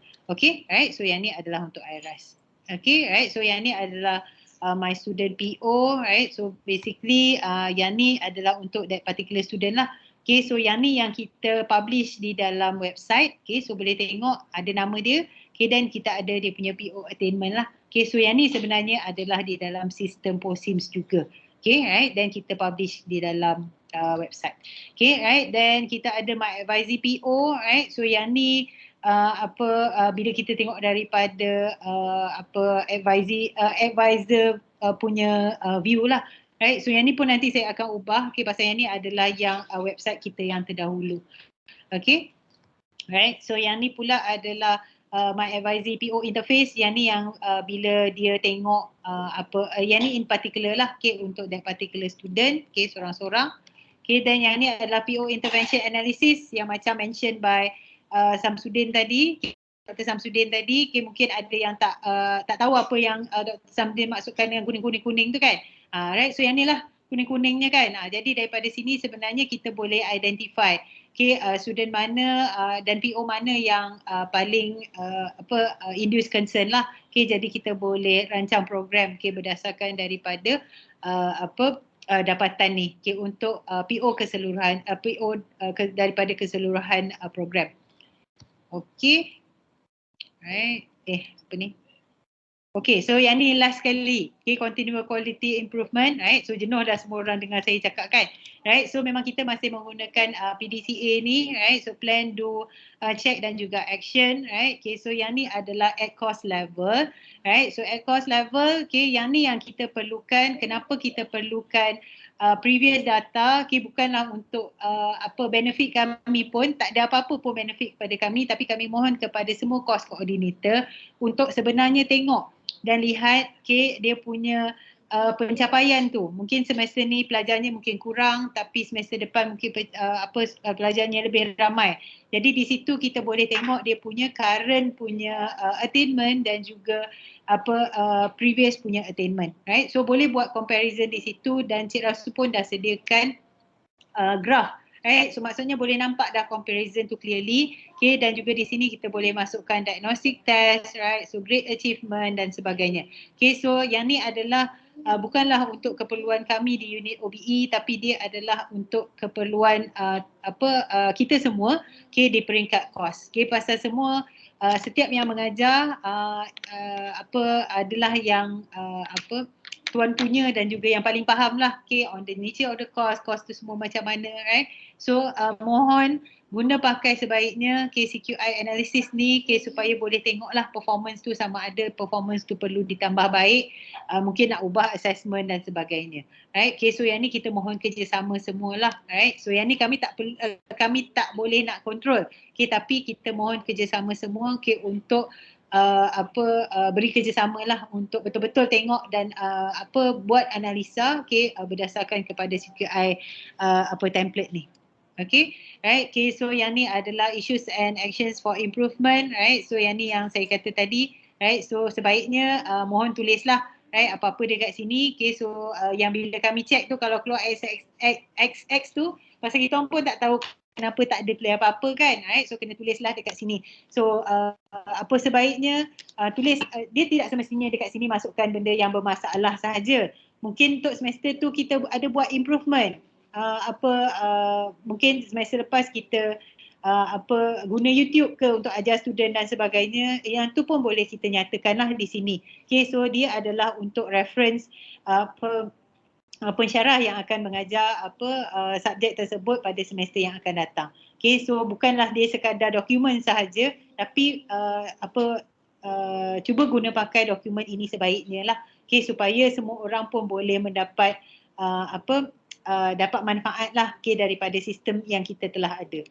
Okay, so yang ni adalah guideline, okay, yang terbarulah yang sebelum ni saya ada kongsikan di dalam group, okay, yang mana kita ada guide to prepare CQI issues and actions. Pasal kadang-kadang confuse lah juga nak tulis apa kat situ kan, right? Okay, so yang ni adalah dia punya basic guideline sahajalah, right? So kalau kata nak tulis lebih daripada ni pun tidak menjadi masalah as long as dia boleh memberi input, okay, kepada pensyarah-pensyarah yang mengajar kos yang sama.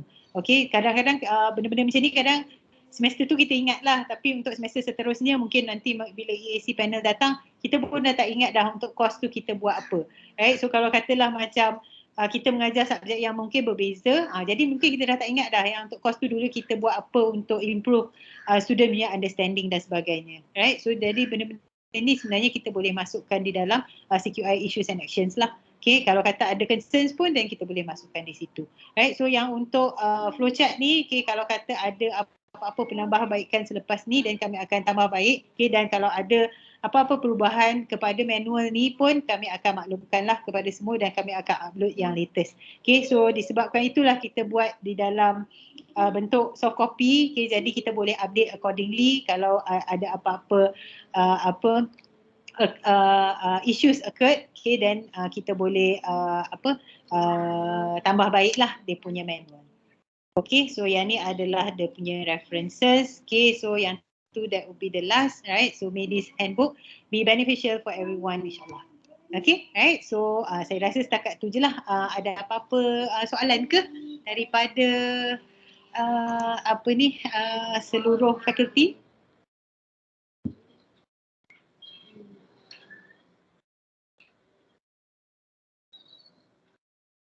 Apa-apa ke? Siapa nak tanya soalan ke? Nak komen ke? Kami sangat berbesar hati. Semua senyap terpekun. Semua dah faham. Senyap tu dia sama ada senyap faham ataupun dah hilang. Hebat sangat. Tak tahu. Ada tak hilang, dengar dengan teliti, tekun. Alhamdulillah kita ada kan. Faham. Kok-koklah ada sebenarnya kami pun bagus. open for any opinions, kalau kata ada apa-apa feedback yang ataupun apa yang kami boleh betulkan dan sebagainya, so mohon maklumkan kepada unit kami lah supaya kami boleh buat penambahbaikan. Dr. Anas angkat tangan ke? Ya, Dr. Anas. Okey, saya punya soalan ni berkaitan dengan PO11 tu, kan kita dah setuju hari tu untuk untuk tambahkan data daripada ENT 600 kan. Dah masukkan ke belum dalam data yang kita publish ni? Data yang kita publish tu belum masukkan lagi untuk ENT 600. Tak masuk lagi. Kalau kita masukkan data tu most likely semua student kita akan lepas kan PO11, betul? Saya tak pastilah pula kalau yang untuk analisa yang semester ni, pasal hari tu kami baru dapatkan data daripada JPP, tapi ada 2 grup yang missing. 2 grup Ican hari tu. Berapa grup yang missing? Dia jam 2 grup tak silap lah. J1 dengan ada 2 grup kot yang missing daripada data JPP tu. Jadi kami belum dapat lagi. Jadi nanti once saya dapat data tu, nanti Cik Rasul akan run lah dalam POSIM, dan kita akan tengoklah dia punya perbezaan attainment tu antara with and without ENT lah. Mungkin kita kena bentangkan dalam tim OHEC nanti supaya bahagian servicing ni dia aware akan keperluan data walaupun kita tak selalunya ambil kan. Jadi mungkin nanti masa meeting dengan tim Azila tu boleh explain apa yang kita dah buat dengan PO 11 ni, dan juga supaya fakulti-fakulti lain menyimpan data dengan baiklah, terutamanya servicing. Pasal sekarang ni memang Cik Azila dia memang ada satu Google Drive yang mana kami semua akan hantar data kepada Google Drive tu lah. Jadi kalau macam servicing tu dia memang akan masukkan semualah untuk semua fakulti di situ. Jadi daripada situ kita akan analyse lah. Senang kalau dia pull kat satu tempat, bagus. Okey lah. Cuma itulah hari tu yang JPP tu pasal dia missing 2 grup tu. Jadi saya pun kena tunggu data daripada diorang jugalah yang untuk 2 tu. Cuma yang untuk PO 11. Satu lagi saya nak suggest kepada tim OBE kita buat constructive alignment punya workshop tu untuk menilai balik pelaksanaan assessment kita, adakah tepat ataupun tak tepat. Sebabnya dalam EAC FKK benda tu ditegur oleh auditor disebabkan assessment tu tak menepati PO yang diletakkan tu. Jadi kemungkinan kita pun nanti akan dapat benda-benda macam tu sebagai teguran. Jadi salah satu kaedah yang kita boleh buat dalam masa yang ada ni ialah kita buat overall punya constructive alignment. Tapi kalau overall constructive alignment tu maksudnya yang nak menilai assessment yang telah dibuat tu siapa Dr. Anas? Saya confused. RP lah. RP dan CC dia akan melihat balik, mana dia go through balik lah selepas kita dah buat training, briefing dan sebagainya ni. RP dan CC akan melihat semula.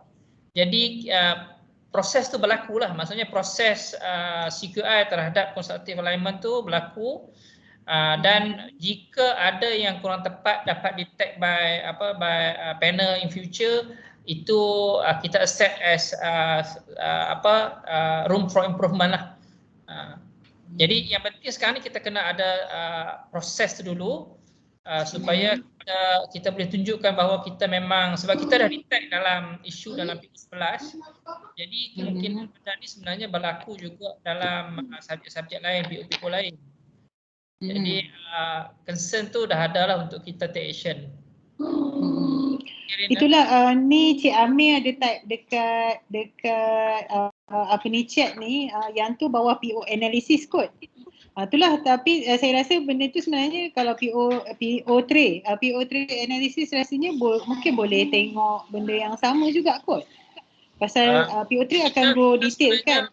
Kita sebenarnya dah PO3 punya lantikan tu sebenarnya terlepas lantik. Sepatutnya dah tak wujud lagi tim tu. Dan kita akan pass all this back to the RP dengan CC lah untuk melihat subjek sendiri. Okey. Nanti Sebab saya yang cuba tengok. penting sekarang ni di ranking subjek tu kita nak make sure assessment yang dia buat tu tepat lah. So kita consider selepas banyak bengkel yang kita buat dan juga pendedahan tentang konsultatif alignment ni, RP dan CC semakin faham dan boleh menilai semula pelaksanaan selama ni. Okey. Nanti saya akan try tengoklah yang tu, tengok macam mana mungkin modus operandi ke apa-apa yang kita boleh laksanalah. Nanti saya bincang Dan balik saya rasa dengan yang ini nanti kena discuss dengan Dr. Faizal lah, especially once kita dah complete isu berkenaan dengan CR ni pun ada sikit lagi kita kena dapat komen daripada Shah Alam, so kita kena betulkan sikit. Lepas kita dah habis tu mungkin kita akan tengok yang inilah sebagai one of the big event yang kita akan buat untuk CKI. Pasal dia sebenarnya asal daripada PO3 analysis yang kita buat sebelum ni doktor, sebenarnya dia punya idea asal dia adalah kita cuba cari satu PO yang bermasalah dulu dan juga kita cuba dig deep into the cost dulu supaya kita sebenarnya dapat dia punya modus operandi lah sebenarnya macam ni kita nak buat untuk kos-kos lain. Itulah yang sebenarnya dia punya main aim. So jadi macam kita ada asalnya tu PO11 kan. Dan lepas tu nanti kalau kita buat yang tu dan kita boleh tengok lah kalau kos yang lain tu mungkin kita boleh nak tengok maksudnya follow benda yang sama. Mungkin dekat sini ada masalah macam tu dan mungkin kita boleh tengok yang kos-kos lain dan macam mana mungkin kita boleh tengok macam itulah kan. Yang itulah dia punya basic idea. PO11 very obvious sebab dalam analisis kita memang tunjuk dia fail. So itu very obvious yang kita memang kena take action. Cuma sekarang ni kita tak tahu the rest of it. Maybe it is ada subjek yang tak buat through attainment PO dia. Assessment dia tak betul kan. Tapi dia tak nampak sebab dia ada banyak subjek lain yang cover. PO dia okey je kan? PO dia okey je. Mungkin this is tip of iceberg yang kita nampak daripada PO11 lah. Okey, faham. Okey, nanti saya try sembang lah dengan KP Institute 1 dan kita akan cuba strategize lah untuk perkara tersebut insyaAllah. Macam Dr. Iqbal ada angkat tangan ke? Ya. Okey, Assalamualaikum Doktor. Terima kasih atas penerangan yang panjang lebar. Okey, saya nak tanya pasal tak ada betul sebab nak belajar ni. Okey, nak tanya pasal macam Dr. Anas tadi kata kan, takut misalignment kan. So nak tanya pendapat lah, tadi doktor cakap psikomotor yang efektif, kita nak analyse pelajar ada rubrik kan. Okey, bolehkah kita test psikomotor dan rubrik di dalam soalan exam? Adakah ia diterima? Itu soalan saya. Yang tu KP boleh jawab kot. Dr. Faizal ada ke? Dr. Faizal. Soalan apa tadi? Psikomotor nak test dalam exam macam tu ya? Psikomotor and efektif tanya dalam soalan exam. Tak ada rubrik. Pakar saja. Kalau ikutkan dia punya alignment on the tools of assessment pun dah macam kurang tepat di situ.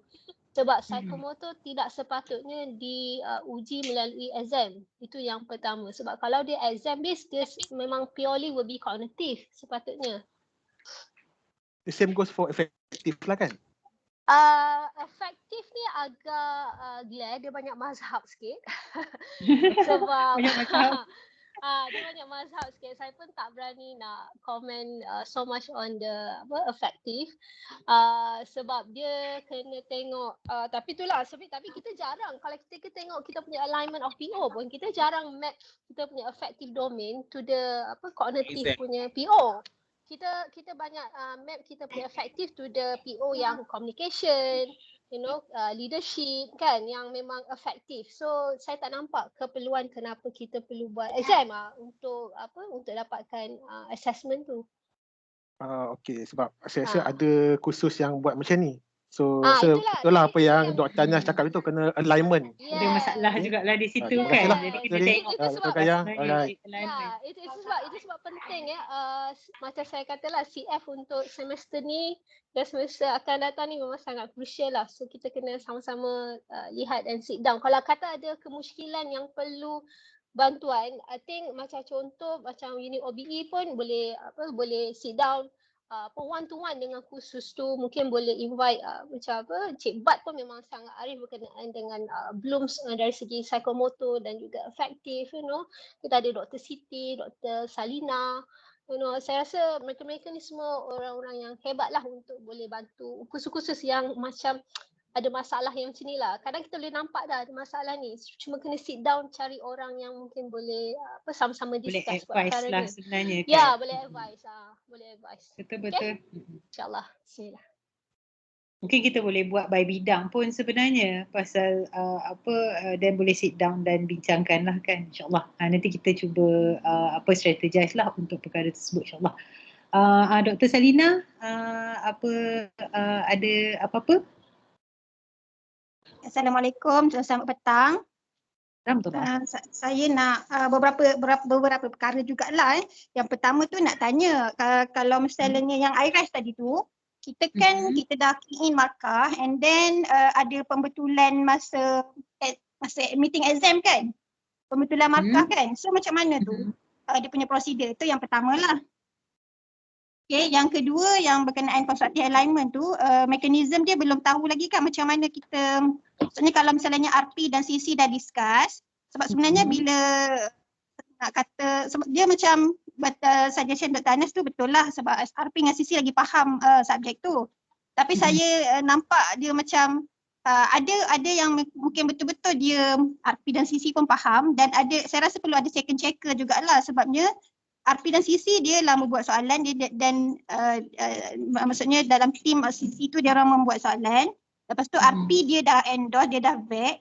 Jadi dia dah rasa benda tu betul. Jadi sepatutnya saya rasa macam kena ada juga orang lain yang perlu go through juga bila tapi cadangan tu memang baguslah, maksudnya selepas hujung semester dah dapat semua result yang daripada course level tu.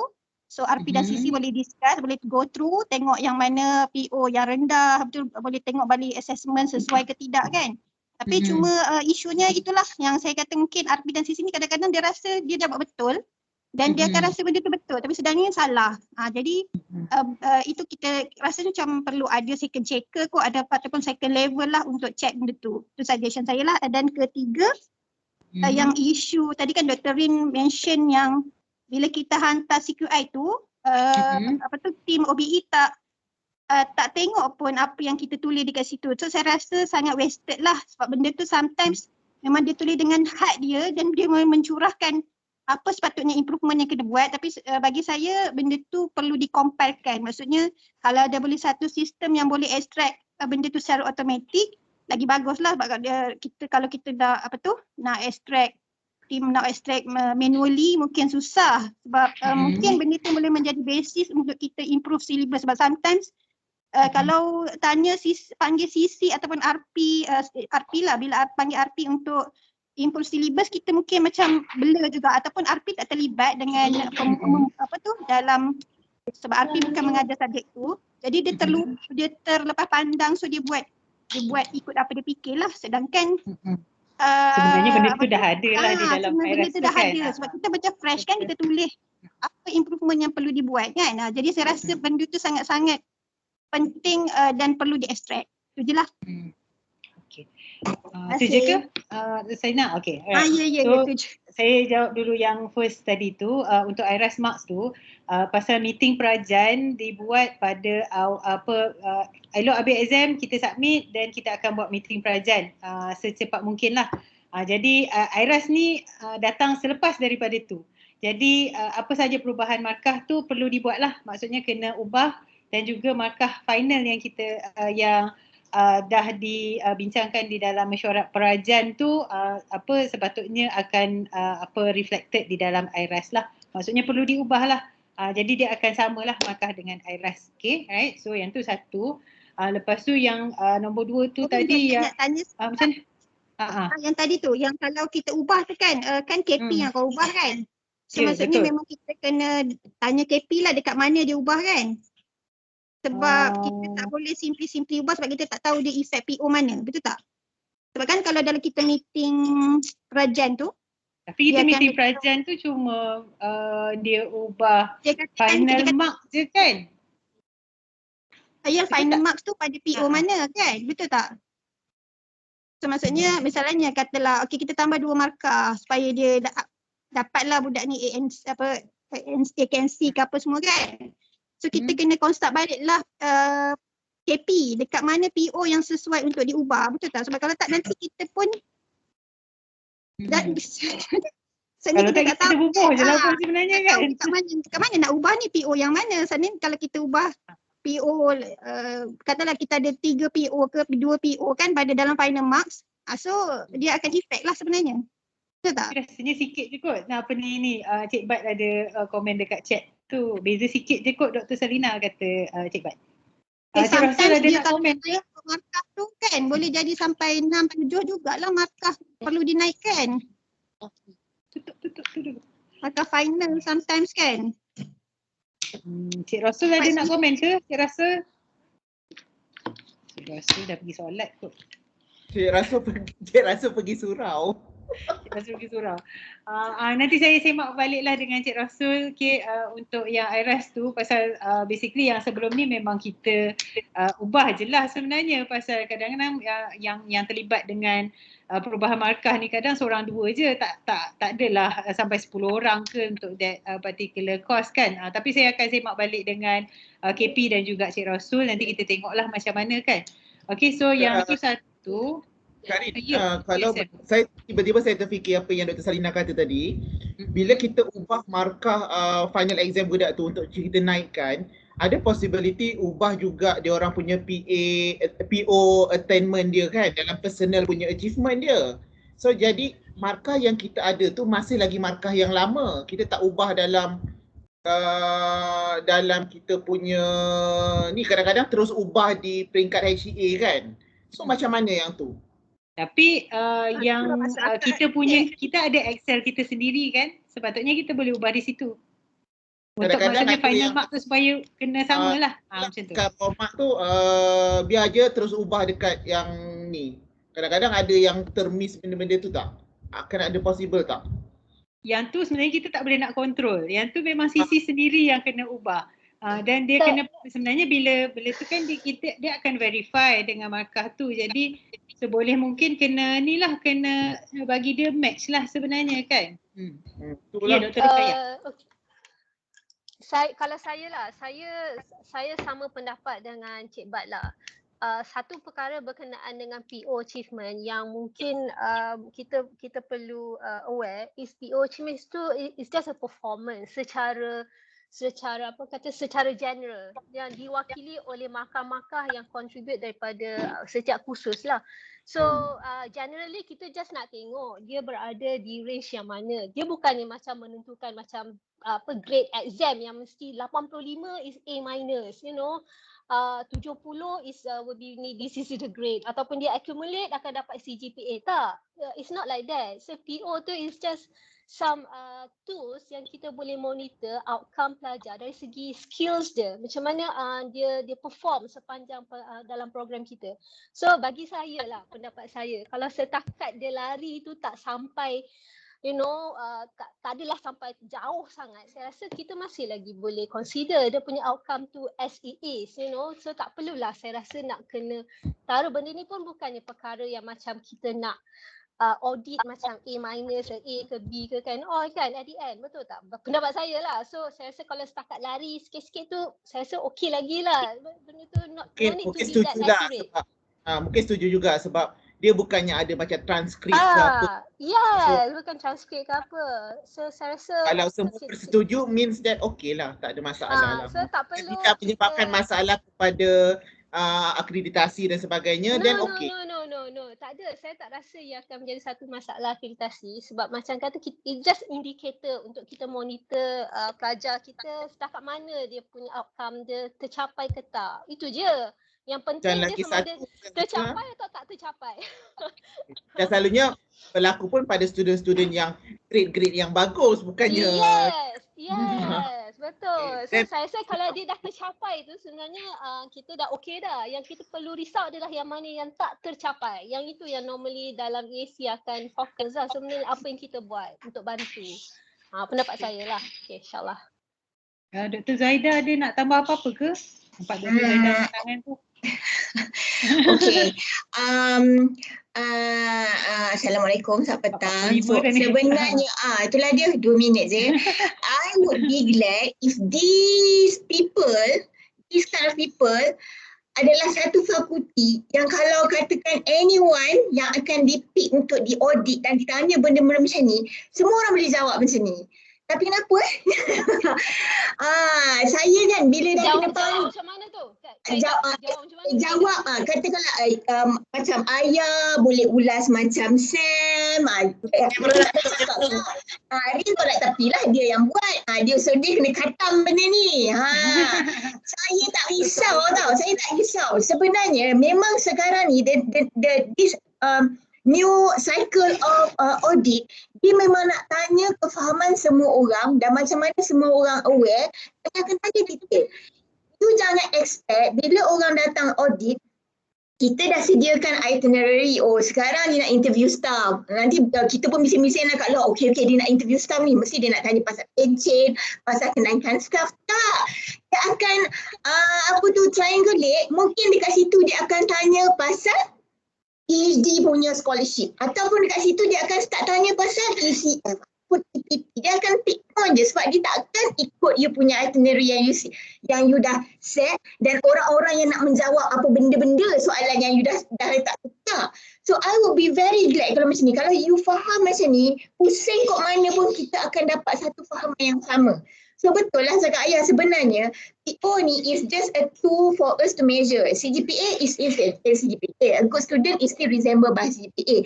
Tapi memang rata-rata kalau saya tengok saya punya previous auditor, previous PA advisory pun, student yang 3.5 above ni ada je PA dia yang merah. PO dia yang merah. Memang dia akan tergelincir.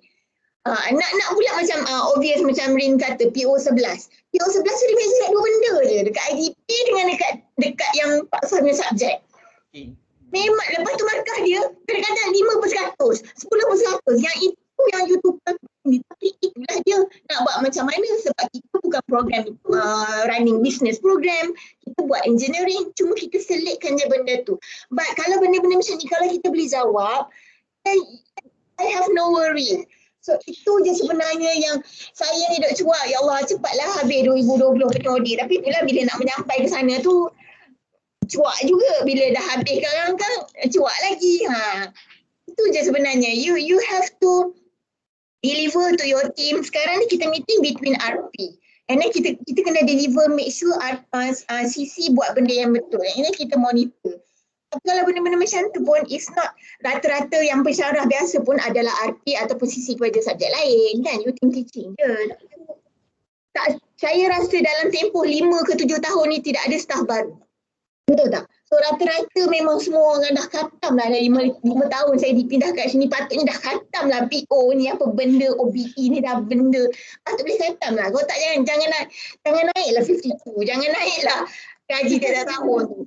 Geram pula saya bila ditanya semua, entahlah saya follow senior lah buat dulu. Geramnya aku. Dia boleh jawab macam you imagine. Sabar kita.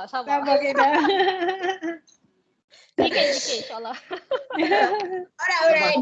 That's my present. Thank you very much Rin for this effort ya. Okay. Saya rasa ada satu solution Kaedah kalau nak buat nak convert ni. Hanya semua orang kena experience jadi ketua auditor, semua kena experience jadi ketua unit OBE. So then baru boleh dapat. Barulah khatam Semua orang kena jadi ketua quality sebenarnya, sebab quality pegang semua. Boleh tahu. Ada rotation kan.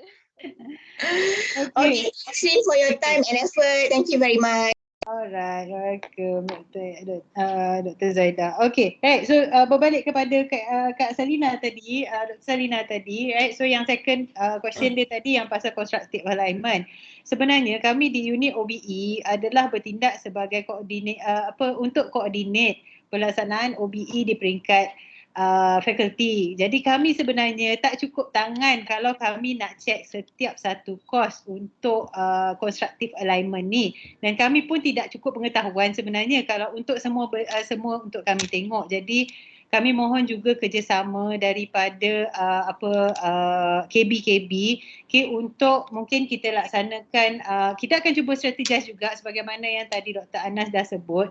Kadang-kadang ada RP yang juga CC, macam yang tadi Kak Salina dah sebutkan, kata dia lah RP, dia lah CC, lepas tu dia memang being teaching that subject for like forever, macam tu kan. Jadi memang dia akan merasakan bahawa apa yang dia buat tu adalah betul dan dia tak rasa pun benda tu ada kesalahan, betul tak? Jadi kadang-kadang saya rasa in terms of this constructive alignment, satu daripada perkara yang mungkin KB pun boleh tengok, mungkin kita boleh buat rotation of teaching subjects ke, for example mungkin dia ada subjek baru yang mungkin dia ajar berkongsi dan sebagainya.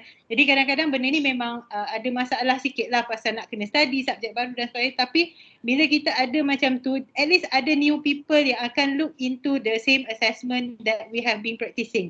Jadi kalau kata ada orang yang baru, macam Kak Ida kata tadi, dah 52 dah semua. So semua pun bukan, tak ada junior dah sebenarnya kita di faculty. Jadi at least kalau ada someone new in the course, then someone new tu boleh sama-sama tengok. Dan biasanya bila kita adalah individu yang baru di dalam course tu, kita akan check balik dengan CC dan juga kita akan check balik dengan RP. Kenapa dia tanya macam ni? Kenapa assessment dia macam ni? Yang ni bukan efektif ke? Tapi kenapa dia tanya dalam exam, for example? Macam tu lah. Jadi at least the questions tu will go kita akan ignite those questions, dan yang currently teaching the subject tu yang memang dah arif, memang dia tak payah nak bawa ni lah pun, dia boleh bawa pen dia pergi cerita-cerita semua kan, dah boleh, dah memang sangat arif dengan that particular course. Then bila macam tu, bila ada a new lecturer ke apa ke, then yang ada di situ, then mungkin dia akan ignite lah, supaya benda ni kita boleh tambah baik, dan juga kita akan lihat kembali. Saya rasa macam itulah in terms of constructive alignment. Sebenarnya kami di pihak unit OBE pun tak ada full power lah sebenarnya untuk kontrol setiap course. Jadi kita pun takut kalau kata kita buat terlalu banyak, orang ni sign, lepas tu orang tu sign, lepas tu orang ni sign pula, lepas tu nanti orang pun marah juga kat kami kan. Jadi sebaik mungkin saya mohon kerjasama daripada semualah sebenarnya, pasal kami pun tidak boleh kontrol semuanya. Cuma insyaAllah nanti saya akan cuba duduk dan bincang dengan KP, dan juga semua KB dan kita akan tengok dan cuba strategize. Tapi saya rasa one of the method yang mungkin kita boleh buat is that kita mungkin boleh buat rotation ni. Sekurang-kurangnya ada 1 ke 2 ke 3 ke subjek yang mana yang kita boleh rotate antara kita dalam bidang, pasal dalam bidang masing-masing biasanya memang well aware lah sebenarnya dengan subjek masing-masing. Biasanya setiap pensyarah tu boleh ajar like 5 subjek ke macam tu kan, yang mana yang dia boleh, mungkin ada subjek yang mungkin dia tak mampu, tapi mungkin ada subjek yang mungkin dia boleh sharing, dan bila dia share dengan orang, then dia akan dapat sebenarnya memberi feedback kepada subjek tersebut. Macam tu. Cadangan saya macam tu supaya at least the whole faculty akan boleh take part dalam this constructive alignment lah. Kalau cadangan saya rasakan macam tu lah, supaya benda tu tidak rigid. Kalau kata orang yang sama juga mengajar, orang tu juga RP, orang tu juga CC, dan benda tu memang akan forever lah pusing benda yang sama je repeatedly kan. Macam tu lah, yang tu cadangan saya lah untuk constructive alignment.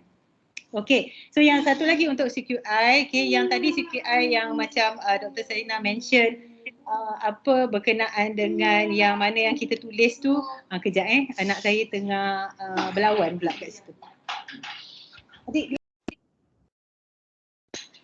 Okay, dia tengah lawan robot pula. Okay, right. So yang untuk CQI tu sebenarnya bukanlah, yang tu sebenarnya dia macam per se je lah. Yang tu adalah yang saya kata kita tak tengok pun apa yang ditulis tu. Yang tu bila kita buat checking. Pasal kita nak kena check the whole batch punya IRAS. Jadi kita nak kena tengok dekat mana dia punya yang mana yang kurang, pasal kita nak pastikan dia punya maklumat tu lengkap untuk IRAS yang di-archive. Okay, tapi in terms of dia punya CQI sebenarnya kami di pihak OBE memang boleh tolong compile. Tapi cara kami compile sebenarnya adalah by IRAS punya compilation. Okay, kita tak compile dia berasingan. Pasal kalau kata kita compile dia berasingan pun benda tu sebenarnya kami nak analyse pun tak tahu nak analyse macam mana dah. Pasal kami dah analyse in terms of PO attainment yang mana yang tu memang in terms of percentage. Tapi bila in terms of macam mana kita kata implementation in the course, sebenarnya yang tu adalah for the purpose of the course itself. It's not for the whole maksudnya for the whole program yang kami tengok di pihak OBE lah, right? Bukan nak kata apa yang ditulis di situ tu is worthless to us. Okay, bukan. Tapi cumanya macam tadi Kak Selina kata, Dr. Selina kata, kalau kata macam di dalam syllabus curriculum review for example kan. So maklumat-maklumat ni sebenarnya perlu dilihat oleh RP yang terlibat untuk kos tersebut untuk dia tambah baik di dalam maksudnya CR yang terbaru lah, curriculum review yang terbaru. So apa yang kami di unit OBE boleh lakukan adalah untuk archive semua IRAS daripada previous semesters. Jadi mungkin ada 5 semester yang terdahulu. Jadi RP tersebut sebenarnya boleh buka daripada situ dan dia kenal pasti apakah yang telah ditulis di situ. Jadi itulah functionnya kenapa kami paksa semua orang tulis. Pasal kalau tak semua orang pun kata semester ni tak ada failure jadi kita tak nak tulis apa-apa. Right? Okay. Tapi bila kita perlu curriculum review dan sebagainya, jadi RP semua perlu memain peranan dan tengoklah daripada dokumen-dokumen tersebut. Macam tu. Pasal bila curriculum review sebenarnya itu adalah di bawah unit curriculum. Kami di pihak OBE tidak melaksanakan perkara tersebut. Jadi kami membantu untuk coordinate semua data-data daripada seluruh pensyarah, daripada semua kos dan juga semua kohort. Okay, supaya benda tu tersusun dan kita boleh dapatkan dan senang untuk access. Jadi maksudnya dokumen ni tidak hilang lah macam tu. Jadi kami sendiri kalau nak simpan benda tu, kalau kami baca pun, kalau different course kadang kita pun dah tak masuk kepala pasal kita pun tak ajar kan subjek tu. Macam tu lah. Jadi bukanlah it's not worthless. Pasal tu kami suruh, kami adakan guideline kenapa nak tulis, apa benda nak kena tulis, semua-semua tu supaya apa yang kita ada di situ sebenarnya apa yang boleh dijadikan input untuk proses penambahbaikan seterusnya. Macam tu. Okay? Boleh Dr. Selina? Boleh. Okay. Dr. Rin, satu lagi boleh tak nak tanya pendapat lah kalau misalnya kita berlima dah ni marah orang kat saya. Minta maaf ya. Nak tanya kalau kita letak yang isu tu kan masa buat CQI tu, yang isu tu kalau kita mengambil kira SUFO. Sebab kita mungkin tak pandang itu adalah stakeholder kita kan. Apa komen stakeholder terhadap pensyarah tu sendiri, pensyarah yang mengajar, sebab masing-masing pensyarah kena buat dia punya isu CQI tu lah. Kan yang masukkan isu apa semua tu kan. So kita masukkan elemen SUFO dalam tu, komen student lah, percentage, minta maaf percentage ke reflect. Kita reflect diri masing-masing lah. Boleh je Kak Selina, sebenarnya CQI issues and actions tu tidak rigid. Boleh tulis apa saja. Pasal kalau tengok daripada dia punya flowchart tu, any relevant issues. Jadi yang mana, yang kami cuma bagi guideline basic je lah. Yang mana yang nak tulis. Tapi kalau kata ada additional ones yang mana relevant to the course, then boleh je add up. Lagipun SUFO pun memang kita masukkan kan dalam CQI tu kan ada yang data SUFO yang kita kena masukkan tu kan. So memang ni lah. Boleh je, tak ada masalah. Nak tulis panjang-panjang pun tak ada masalah. Jadi at least untuk yang future punya course owner tu, then dia akan boleh baca lah sebenarnya. Cuma kadang-kadang sekarang ni kita IRAS tu ada tapi bendanya duduk je lah dekat archive tu sampailah bila kita nak isi IRAS yang seterusnya. Jadi sebenarnya dia ada banyak sangat input daripada situ yang kita boleh guna pakai untuk penambahbaikan kos tu sendiri. Okay? Ada apa-apa lagi ke? Pukul 5 dah. Jegir mata dah semua orang kat saya kan. Kata 4.30 kan, dah pukul 5 dah. Okay. Alright, Zul ada apa-apa lagi ke? Kalau tak ada apa-apa, rasanya kita boleh ni kot, boleh tutup kot. Nurhizan? Tanas ada apa-apa ke? Tak ada apa kot. Saya rasa kita boleh tutup dah. Cuma tadi saya try tengok-tengok dalam website kita. Dokumen-dokumen yang Rin kata tadi memang dah ada di situ dan semua boleh rujuk. Terbaiklah tim. InsyaAllah, Alhamdulillah. Ada Cik Rasul pun dalam tim. Jadi insyaAllah lah boleh kita sebaiknya tambah baik lah sistem kan. Atas permintaan Dr. Sam, kita dah buat dah PO exhibition dekat web dah. Tengok tu yang Cik Rasul hilang tadi tu. Ini saya puas stok ni. Cik Rasul sampai malam-malam tau buat kerja. Betul. Tiba-tiba pukul 11 nanti dapat mesej. Kan. Okey, rasanya kita boleh tutup kot Dr. Anas ya? Okey, boleh. Okey. Terima kasih semua orang. Terima kasih Dr. Azrina atas ilmu-ilmu yang dikongsikan bersama. Semoga kita dapat memanfaatkan ilmu yang kita perolehi lah petang ni untuk memantapkan lagi pelaksanaan OBE di peringkat fakulti dan juga memantapkan lagi program-program yang kita ada. Sekali lagi saya ucapkan terima kasih kepada semua yang hadir dan meluangkan masa. Saya wakil dari unit OBE ingin memohon maaf sekiranya ada salah silap dan kekurangan daripada pihak kami. Dengan ini saya tutup majlis dengan Gambar. Wow. Selalu lupa yang ambil gambar tu. Gambar, okey gambar. Guna large gallery tu. Shader mode boleh.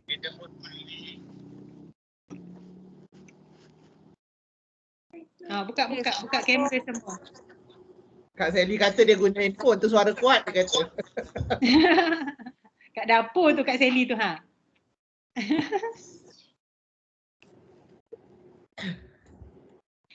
Kira Ican kira. Sampai 1, 2, 3, 4, 5, 6, 7, 8, 9. 1, 3, 4 apa banyak lagi ke tu? 18. Boleh? Tak guna together mode tu. Together mode. Dah guna dah. Lepas tu print screen je lah kan? Tak pernah ambil gambar. Tak pernah juga. Okay, ready? 1, 2, 3.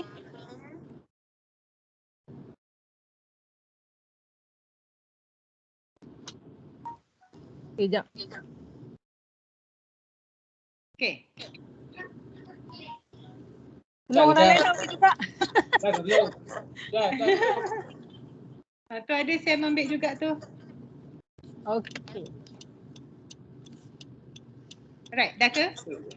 Tu Amal pun ada ambil tu. Okay. Okay lah. Alright. Okay. Terima kasih. So saya tutup ya. Alright. Saya tutup dengan tasbih kifarah dan walas.